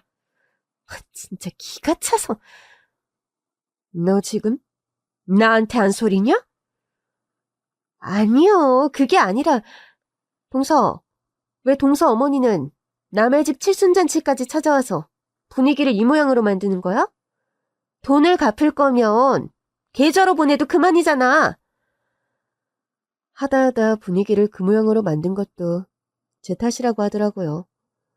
분위기를 그 모양으로 만든 장본인이 말이죠. 엄마, 오늘은 그만 가는 게 좋겠다. 저는 엄마에게 말했고 엄마도 돈 봉투를 돌려받지 않은 채 자리에서 일어났어요. 사부인, 저 먼저 가보겠습니다. 아유, 사부인, 이거 가져가셔야죠. 그리고 왜 그냥 가세요? 식사하고 가세요. 좋은 날이라 좋은 소식 전하러 온 건데 생각지도 못한 분위기가 되고 나니 마음이 씁쓸하네요. 안 되겠네요. 우리는 방에 들어가서 따로 식사하시죠. 둘째야, 너도 들어와. 결국 시어머니는 우리 엄마의 손을 잡고 방으로 들어가셨고 저도 따라 들어갔습니다. 그 와중에도 형님은 저를 보며 씩씩거리고 있더라고요. 도대체 방에서 무슨 작전을 하려고 저러는 거야? 그러니까 말이야. 어머니 칠순잔치인데 뭐라고 할 수도 없고. 저는 아주버니와 형님네의 말을 못 들은 척 안으로 들어갔어요. 사부인, 죄송합니다. 제가 자식을 잘못 키웠나 봐요. 자식이 어디 제 마음대로만 크나요? 사실 저희 집 상황이 아주 좋아졌어요. 어머나, 아유 정말이에요? 저한테 이 돈 주시려고 그냥 하시는 소리 아니고요? 정말이에요. 그래도 남편이 바깥일을 오래 하던 사람이잖아요. 위기도 잘 극복했고 문 닫았던 사업장도 다시 열었어요. 열었더니 그동안 우리 남편을 신뢰했던 거래처들이 다시 거래를 트겠다고 연락을 해왔더라고요. 그럼 전에는 왜 그렇게 됐던 거예요? 믿었던 임원이 배신하는 바람에 회사가 위청했어요. 부도까지 갔지만 지금은 다시 회생했고요. 아유 세상에, 정말 잘 됐네요. 어머니 죄송해요. 미리 말씀드리고 싶었는데 엄마가 깜짝 선물 드리자고 해서 내가 이 모녀들 때문에 피가 마를 뻔했네요. 죄송합니다, 사부인. 아니에요. 저도 너무 좋아서 하는 농담입니다. 어쩐지 둘째가 다시 회사에 다니는 눈치길래 다른 회사에 취업했나 했더니 어머, 그것도 눈치채고 계셨어요? 그럼. 근데 나한테 말을 안 하길래 친정 부모님들 도와드리려고 몰래 일을 하나 했지. 그래서 모른 척 했어. 그러셨구나. 아빠 회사가 다시 문을 열면서 일이 바빠졌거든요. 제가 돕는 게 가장 빠른 게 같아서 돕기 시작했는데 생각보다 빨리 회사 사정이 좋아져서 엄마가 그 돈부터 갖고 싶다고 하시더라고요. 아유, 세상에 이렇게 좋은 일이 좋은 날 좋은 소식 알려줘서 고맙다. 내가 다 기쁘다. 앞으로는 더 기쁜 소식만 전해드릴게요. 그런 거 생각할 거 없어. 살다 보면 어려운 날도 있고 또 좋은 날도 있고 그런 거야. 그러니까요. 평생 남편 그늘에서 사모님 소리 듣고 살다가 쫄딱 망해보니 이제야 인생을 좀 알 것 같아요. 저도 남편이 아픈 뒤로 진짜 인생을 알게 된 것 같아요. 그전에는 애들 키우는 게 가장 힘든 줄 알았는데 평생 내 그늘이었던 남편이 아프니까 세상이 끝난 것 같더라고요. 인생에 한 번씩은 큰 위기가 오는 건가 봐요. 그렇죠. 인생이라는 게 한 번씩 그렇게 얄궂나 봐요. 두 분 어머니들 말씀을 듣는데 기분이 참 묘하더라고요. 저는 엄두가 안 나요. 그냥 평생 엄마랑 어머니 그늘에서 평화롭게 살고 싶어요. 넌 평생 엄마 아빠 밑에서 편하게 살았잖아. 이렇게 좋은 시어머니도 만나고. 그러니까 앞으로도 그러고 싶다. 아유, 사부인 죄송합니다. 우리 딸이 철이 좀 없어요. 아유, 철이 좀 없으면 어떻습니까? 마음이 얼마나 따뜻한 앤데요. 앞으로도 잘 부탁드려요. 저도 우리 은인이 사부인 잘 챙길게요. 저를 더 챙기고 말고 할 게 뭐 있어요? 저는 그런 거 바라지도 않습니다. 망해보니까 진짜 내 인연과 가짜 인연을 확실히 알겠더라고요. 우리가 어려울 때 도와준 사람 중에 우리한테 10,000원짜리 한 장 빌려준 사람이 하나도 없었어요. 그래서 포기하고 저는 고향집에 가 있고 남편은 조사받으면서 고생하고 있었는데 사부인이 우리한테 손을 내밀어 주신 거예요. 우리 부부가 얼마나 놀랐겠어요. 그러셨어요? 마음이 많이 아프셨겠습니다. 많은 걸 배웠죠. 진짜 내 식구들만 내 곁에 남는구나. 내 사람들만이 내 옆에 평생 있겠구나. 그래서 결심했어요. 남은 평생 내 식구들은 확실히 챙기겠다고요. 저도 사부인 식구가 된 거네요. 그 큰 돈을 차용증도 없이 빌려주셨잖아요. 그게 몇 억이 아니라 몇백이었어도 똑같았을 거예요. 우리 둘째가 누구 닮아 이렇게 속이 깊나 했더니 사부인을 똑 닮았네요.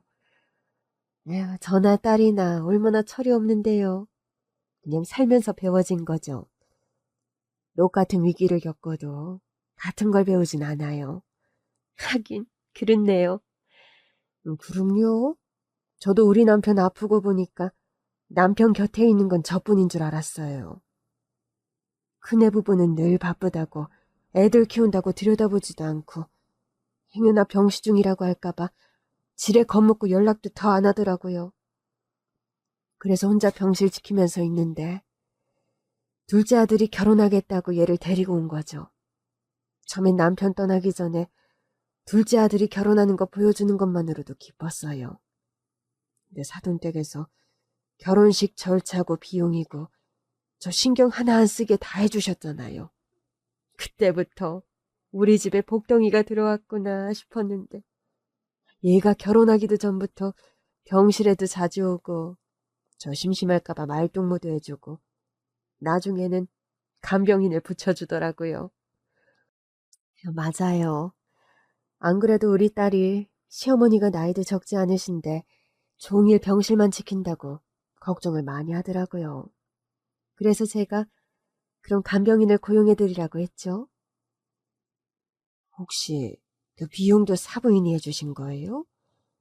남편하고 상의했더니 남편이 흔쾌히 그렇게 해드리라고 해서요. 세상에 왜 그 말씀을 안 하셨어요? 제가 딸한테 네가 해주는 것처럼 하라고 했어요. 우리가 했다고 하면 사부인이 부담스러우실 것 같아서요. 세상에 그것도 모르고. 어머니 죄송해요. 제가 말씀을 드렸어야 했는데 네가 무슨 힘이 있었겠니? 엄마 말씀 드려야지. 나는 그냥 너무 고마워서 그래. 네가 해줬다고 해도 고마웠는데 그걸 사돈부부가 해주셨다고 하니까 어떻게 그런 것까지 신경을 쓰셨어요? 저는 사부인이 더 놀라워요. 그것까진 모르셨는데도 저희를 도와주신 거잖아요. 그거야 당연한 거죠. 그럼 나중에라도 말씀을 해주시지. 사돈께 그 귀한 도움을 받고 어떻게 그래요? 그냥 해주신 건데 뒤늦게 공치사하는 것도 아니고. 그리고 그땐 집안 상황 때문에 그런 건 기억도 안 났어요. 세상에. 사돈부부 덕분에 간병인을 쓰고 나니까 어찌나 편하든지. 긴 병에 장사 없다고 투병 기간이 길어지면서 간병인까지 쓸 엄두가 안 났거든요. 한 푼이라도 아끼려고 제가 직접 병간호를 했는데 간병인이 상주하고 나니까 둘째 며느리가 자주 와서는 밥 먹으러 가자고 하고 바람 좀 쐬고 오자고 그러는데 사실 처음엔 간병인 쓰는 것도 어쩐지 남편에게 미안했거든요. 근데 남편이 정신 들었을 때 그러더라고요. 잘했다고. 둘째 며느리하고 나가서 밥도 먹고 바람도 쐬고 잠은 집에 가서 자라고 하더라고요. 저더러 당신도 나 따라서 갈 거 아니면 이제라도 건강 챙기라고 하는데 그렇게 말하는 얼굴이 편해 보이더라고요. 그럼요. 저도 행여나 제가 아픈데 남편이 24시간 아무것도 못하고 붙어 있어도 마음이 아플 것 같아요. 그랬나 봐요. 그때부터는 숨통이 좀 트이더라고요. 둘째 며느리 따라서 다니다 보니 얘가 전생에 내 딸이었나 싶고 아이고 죄송해요. 그냥 하는 소리지만 사부인 앞에서 할 소리는 아닌데 하셔도 돼요. 저한테는 철딱선이 없는 딸인데 사부인한테는 아주 잘하나 봐요. 엄마, 나도 엄마 아빠한테 우리 집에 와서 살라고도 했었거든. 농담이야. 우리 딸 착한 거 알지? 그래도 엄마랑 아빠가 어떻게 네 집에서 얹혀 사니? 정확히는 엄마 아빠가 나한테 해준 집이지. 나 성인 되면서 선물해준 거잖아. 엄마 아빠가 해줘놓고 왜 못 살아? 그거 팔아서 달라고 해도 줄 판이었는데? 아빠가 너한테 그런 부탁했다가는 엄마한테 이혼할 각오하라고 했었어. 뭐? 우리 아빠가 엄마한테 그런 소리를 했다고? 나도 어찌나 섭섭하던지. 사업 망한 주제에 먼저 이혼 소리 하길래 홧김에 그냥 해버릴까도 했다니까. 지금 뭘 가를 쳐지는 되나 싶고.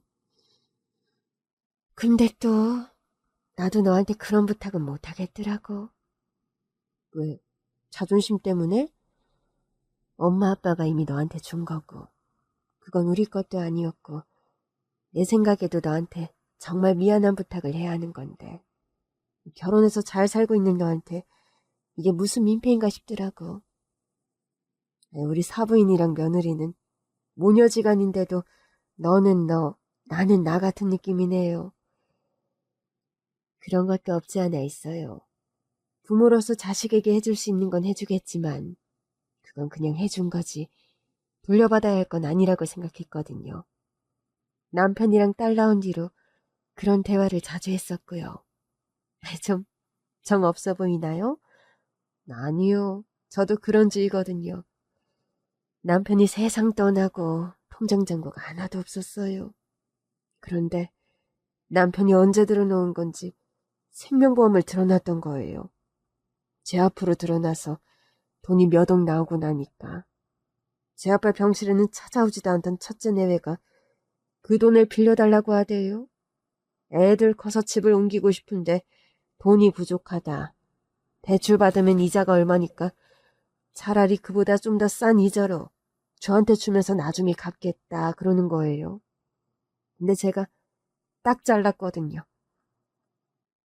전혀 안 그래 보이시는데 그게 아마 큰애네가 아픈 아빠 좀 종종 들여다보기라도 했으면 그렇게까지는 안 했겠죠. 근데 부부는 일심동체라잖아요. 남편한테 그렇게 군 큰애네가 아무리 자식이어도 예뻐 보이지 않더라고요. 그래서 딱 잘랐어요. 너희가 우리한테 그랬던 것처럼 너희는 너희 삶을 살아라. 나는 내 삶을 산다.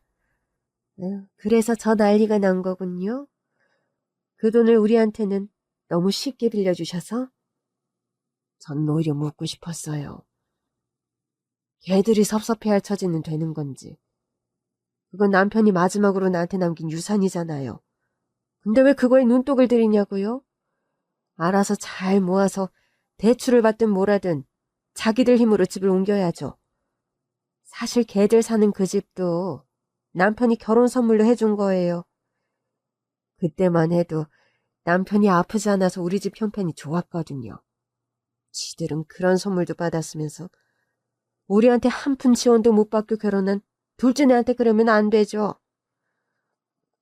둘째네한테 주신 게 아니라 우리한테 주셔서 더 그랬겠죠. 누구한테 주든 그건 내 마음이잖아요. 하긴 그렇긴 해요. 그러니까 어이가 없다는 거예요. 쟤들 저러는 거 아주 보기 싫어요. 그래도 용서해 주실 거잖아요.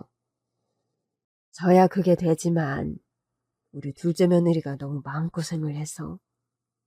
우리 딸이요? 아유, 제가 그 돈 사돈께 드렸다고 첫째가 둘째를 못 잡아먹어서 안달이더라고요. 한번 혼내긴 했는데 그런다고 뭐가 달라졌겠어요? 오늘 제 칠순잔치 장소 정한 것만 봐도 너한테는 상의도 안 했지? 어머니 어떻게 하셨어요? 속상하실까봐 일부러 티 안 냈는데. 아유, 수준을 보면 알지. 딱 봐도 저렴한 데 골라서 빌린 것 좀 봐라. 너랑 상의했으면 네가 이런 데를 하자고 했겠어? 죄송해요. 제가 더 신경 쓰고 싶었는데 아빠 회사 일 돕는 것도 바빠서 그래서 더 못 온 거예요. 꼭 형님 탓이라기보단. 그 와중에도 감싸주는 거야? 네 형님이 널 얼마나 따돌렸는지 내가 모를까 봐? 모르시는 줄 알았는데 다 알고 계셨어요? 아니, 당연히 알지. 너도 속상할까 봐 모른 척 했어. 앞으로는 코를 납작하게 해줘. 제가 뭐라고 형님 코를 납작하게 해요. 쟤들이 널 무시한 이유가 뭔데? 친정 망했다고 돈으로 무시한 거잖아. 쟤들은 앞으로도 많이 배우고 뉘쳐야 해. 에휴, 제가 뭐라고 형님 코를 납작하게 누르겠어요. 말은 그렇게 했지만 화장실에 가려고 방을 나오는데 저도 모르게 웃음이 나더라고요. 그때였어요. 제 앞을 형님이 딱 가로막고 서더라고요. 안에서 무슨 얘기했어? 아, 두 분이 회포 풀고 계세요. 동서, 진짜 별로인 거 알지? 제가요? 그래. 어머님 칠순이고 우리가 준비한 자리인데 어머님을 동서 어머니가 차지하고 있잖아. 이게 무슨 비매너야? 그건 아까 밖에서 분위기를 험악하게 만드셔서. 내가 그랬다는 거야? 여기 모든 사람이 알 것 같은데요. 동서, 친정에서 어머니 빚 갚았다고 다시 의기양양해진 것 같은데 저 위축된 적 없었는데요. 뭐? 말도 안 돼. 내가 이 난리를 쳐도 늘 아무 소리 없었잖아. 그게 위축된 거로 보이셨어요? 그냥 대꾸를 안 한 거예요. 네가 뭔데 대꾸를 안 해? 제가 몰아서가 아니라 그냥 말 같지도 않은 말은 원래 대꾸를 안 하는 편이어서요. 순간 형님이 말문이 턱 막힌 표정이더라고요. 아, 죄송해요. 형님께 이런 소리 하고 싶진 않지만 그동안 워낙 말 같지도 않은 소리를 계속 하셨잖아요. 막말로 제 친정이 망한 게 제가 망한 것도 아니고 우리 남편 회사 잘 다니고 있고 저도 다른 데 취업하려면 얼마든지 할 수 있었던 거라 엄마가 못 갚으면 저라도 갚으면 되는 돈이라고 생각했기 때문에 위축된 적 없었어요. 말도 안 돼 진짜. 돈 갚아도 이제 와서 이러는 거잖아. 이런다고 뭐가 달라질 것 같아? 달라진 건 전부터 아무것도 없었죠. 뭐? 어머님은 그 돈을 빌려주시기 전이나 후나 절 예뻐해 주셨고 저도 전이랑 똑같이 어머니랑 지냈고요. 가족한테 도움받은 게 죄송하긴 했지만 어머님이 손을 내밀어 주신 거기도 하고 제가 죄를 지은 건 아니잖아요. 돈을 빌렸잖아. 돈 빌린 게 꼭 죄는 아니죠. 일단 우리는 빌려달라고 한 적도 없었지만 형편이 정말 안 좋아서 그렇게 된 거기도 하고 더더구나 어머니는 그냥 주시는 개념으로 저희 부모님을 도와주신 거였고요. 동서, 이제 보니 완전 뻔뻔하네? 솔직히 말해.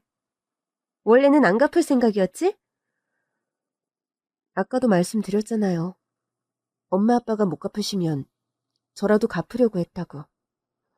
우리 남편도 보태겠다고 했었어요. 그리고 형님, 그렇게 치면 형님은 어머니한테 일부러 죄를 지으려고 하셨던 거잖아요. 그게 무슨 소리야? 형님은 어머님이 빌려주겠다고도 안 한 돈을 빌려달라고 하셨잖아요. 꼭 필요한 돈도 아니었는데. 왜 안 필요해?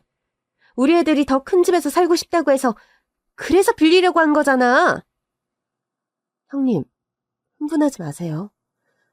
저는 그냥 형님이 돈 빌린 게 죄라고 하시길래 같은 맥락이 아닌가 싶어서 말한 거예요.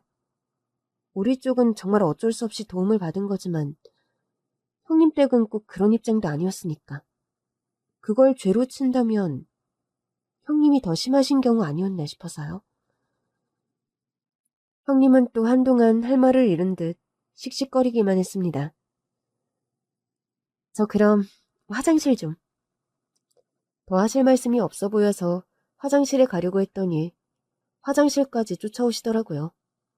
그럼 오늘 돈 반반씩 내. 내가 봐주려고 했는데 도사 안 되겠다? 아, 여기 대관료. 아까 남편이 다 냈어요. 뭐? 형님이 우리한테 달라고 했던 약간의 돈이 대관료 전액이더라고요. 그래서 남편이 바로 결제했어요. 그게 무슨 소리야? 그러게 말이에요. 그리고 볼일을 보고 나왔는데도 형님은 계속 저를 쫓아다녔습니다. 아까 동서가 말했듯이 둘이 망한 건 아니니까 우리가 그 외에는 다 신경 썼으니까 대관료는 내라고 한 거야. 우리가 신경 쓴 게 대관료에 비하면 절반도 안 되는 거거든. 그렇구나. 알겠습니다. 저는 대화를 좀 그만하고 싶은데 형님은 강아지 마냥 제 꽁무니를 계속 쫓아다녔어요. 다시 연회장으로 들어갔을 때 시어머니와 친정엄마가 밖에 나와 계시더라고요. 좋은 날 이렇게 축하하러 와줘서 모두 고맙다. 앞으로도 건강하게 살아볼 테니까 너희들도 너희 앞가림 잘하면서 살아. 시어머니는 쿨한 덕담을 하셨고 아주버니는 얼굴이 불그락 푸르락해서는 시어머니께 따져 물었습니다. 엄마, 그건 너무한 거 아니에요? 내가 뭐가 너무해? 아니, 앞으로도 앞가림을 알아서 잘하라니.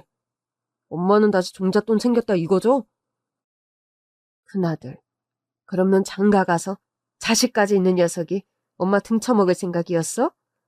아니, 그게 아니라. 너 자꾸 나 부끄럽게 할래? 사부인까지 와 계신데? 부끄러운 건 사돈어른이죠. 엄마 등쳐먹은 것도 사돈어른이고. 순간 남편이 발끈했습니다.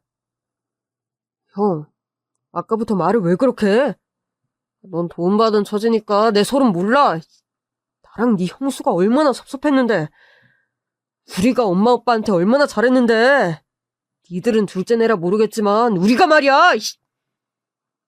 야, 큰아들. 그건 좀 아닌 것 같아. 네? 네가 뭘 그렇게 잘했어? 네 아버지 돌아가실 때 임종 지킨 것도 둘째내 부부고 너희 부부는 아버지 돌아가신 후에야 왔잖아.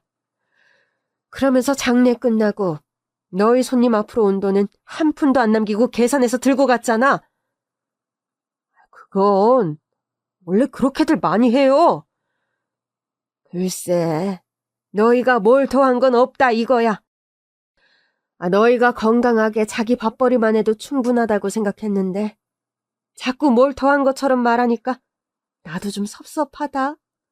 막말로 네 아버지 병시중 할 때 내 옆에 지켜준 건 우리 둘째 며느리야. 그제야 아주버니도 입을 다물더라고요. 이렇게 좋은 날 가족끼리 싸우는 모습을 보일 줄은 몰랐구나. 특히 사부인 앞에서 제가 면목이 없습니다. 저는 괜찮습니다. 사부인의 칠순을 축하할 수 있어서 그냥 좋아요.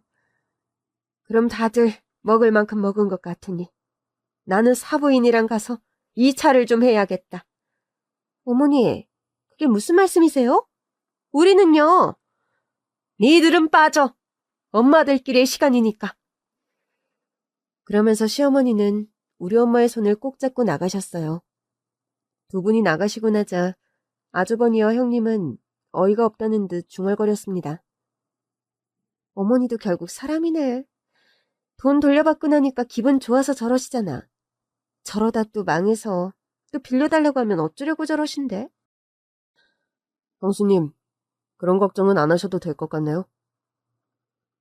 서방님, 제가 괜히 그래요? 서방님 와이프가 시어머니한테 계속 알랑방귀 끼면서 어머니 주머니 털어가니까 하는 소리 아니에요. 마음대로 오해하세요. 제 아내가 그런 사람이었으면 엄마가 이렇게 예뻐하지도 않으셨겠죠. 기가 차서 진짜.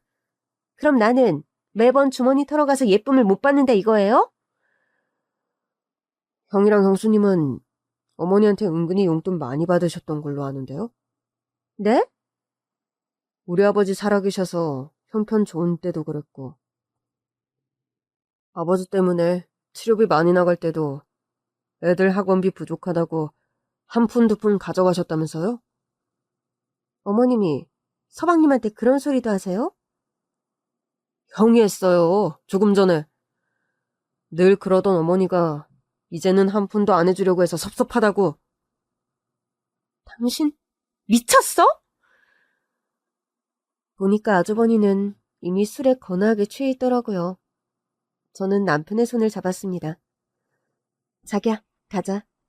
마무리는 돈 한 푼 안 쓴 형님 댁에서 하겠지. 응? 그게 무슨 소리야? 우리한테 내라고 한 절반도 안 되는 대관료 말이야. 그게 얼마였는지 알아? 얼만데? 아까 당신이 결제한 그 금액. 뭐? 그럼 결국 오늘 대관료는 우리가 다 낸 거야? 어찌나 저렴한 곳을 선택했던지.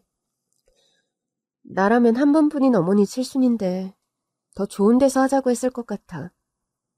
그러게. 어쩐지 음식도 좀 아쉽고. 속상해. 따로 파티라도 해드릴까봐. 그러자. 우리 친정 가서 하자고 할까? 얘기를 듣던 형님이 무안해하면서도 끼어들더라고요. 동선에 친정에서 하다니? 쫄딱 망해서 집도 코딱지만 할 것 같은데? 아, 우리 아버지 재기에 성공하셔서 전에 살던 전원주택 다시 사셨어요. 경매로 넘어갔었는데 아직 안 팔리고 있었다고 하더라고요. 뭐? 왜요? 우리 부모님이 망했는데 돈만 갚은 줄 아셨어요?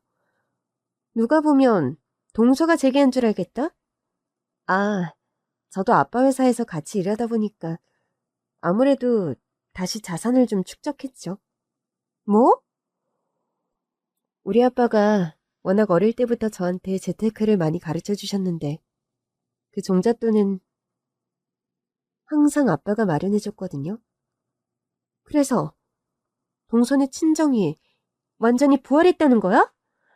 어머, 그거 너무 좋은 표현이네요. 부활. 딱이다. 그렇지, 여보? 그러게.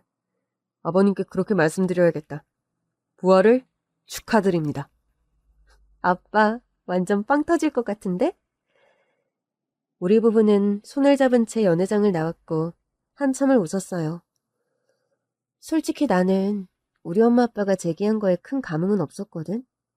우리 아빠는 워낙 능력 있는 사람이니까 다시 잘할 거 알고 있었고 어머니 돈을 생각보다 빨리 갚아서 다행이다 싶었는데 형님네 부부가 말문이 막혀서 하는 거 보니까 은근히 쾌감이 있네. 당신이 알게 모르게 그동안 스트레스가 많았나 봐. 내가 미안해. 내가 더 챙겼어야 했는데. 괜찮아. 형님 정도는 내가 상대할 수 있어. 수가 좀 얕아. 알겠어. 그럼 내가 형을 맡을게. 그렇게 농담을 주고받으며 집으로 돌아왔어요. 그리고 몇 주 뒤 우리는 약속대로 시어머니의 칠순 파티를 친정에서 다시 열었어요. 그냥 엄마한테 운만 띄웠는데 알아서 다 준비를 해주셨더라고요. 시어머니를 모시고 도착했더니 고급 출장 뷔페에 정원 장식까지 너무 아름다운 겁니다. 근데 너희 형님 부부는 안 왔어? 초대는 했는데 바쁘다고 하시네? 배가 아파서 그럴 거야. 사부인, 뭘 이렇게 성대하게 준비하셨어요? 우리 사부인 팔순 때는 더 거하게 해드릴 테니까 건강하게 오래오래 사시라고요. 제가 오래 살면 애들이 고생이죠. 그게 무슨 말씀이세요? 이렇게 좋은 시어머니가 든든하게 계셔주셔야 애들도 편안하게 살죠. 맞아요, 어머니. 우리는 함께 저녁도 먹고 와인도 한 잔씩 하면서 근사한 시간을 보냈어요. 나도 오랜만에 우리 집에서 파티하니까 너무 좋다. 그러게 말이야. 이런 날이 다시 올 줄 누가 알았겠니? 난 알고 있었는데? 어떻게 알았는데? 난 우리 아빠 팬이니까. 아빠는 어릴 때부터 나의 거대한 스승이셨지. 얼씨구. 너 아빠가 투자라는 종목이 지금 엄청 뛰었다고 이러는 거지? 당연하지. 아빠한테 더 좋은 정보를 얻으려고 고군분투 중인 거 안 보여? 우리는 한바탕 웃었어요. 그날 이후 형님네 부부는 아주 조용해졌습니다. 제가 친정에서 어머니 칠순잔치 뒤풀이한다고 오시라고 연락을 했는데도 애들 핑계를 대시면서 거절하시더라고요. 나도 가고 싶은데 애들이 학원에서 늦게 와서 말이야. 그러시구나. 엄마가 꽤 근사한 파티를 준비하셨다는데 같이 와서 즐기시면 좋을 텐데요. 애들도 학원 하러 빠지고 오면 안 될까요? 아니 뭐 우리가 동선에 잘 사는 거 봐서 뭐 한다고. 아, 형님은 그렇게 보이시는구나. 그냥 우리는 어머니 칠순 파티 한 번 더 해드리려고 초대하는 건데요. 아니, 뭐, 내가 뭐래? 바빠서 못 간다고. 나도 가고 싶은데 혹시라도 시간 나시거든 오세요.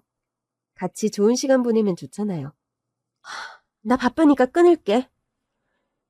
그리고 지금까지도 형님은 저랑 꽤 서먹서먹하세요.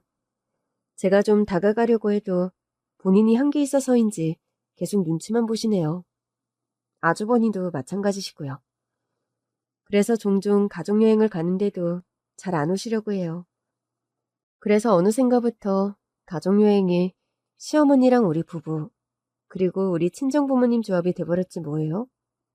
뱃속에 있는 우리 아기가 태어나면 이제 아이까지 함께 다니며 부모님들과 더 좋은 추억을 많이 쌓아갈 생각입니다.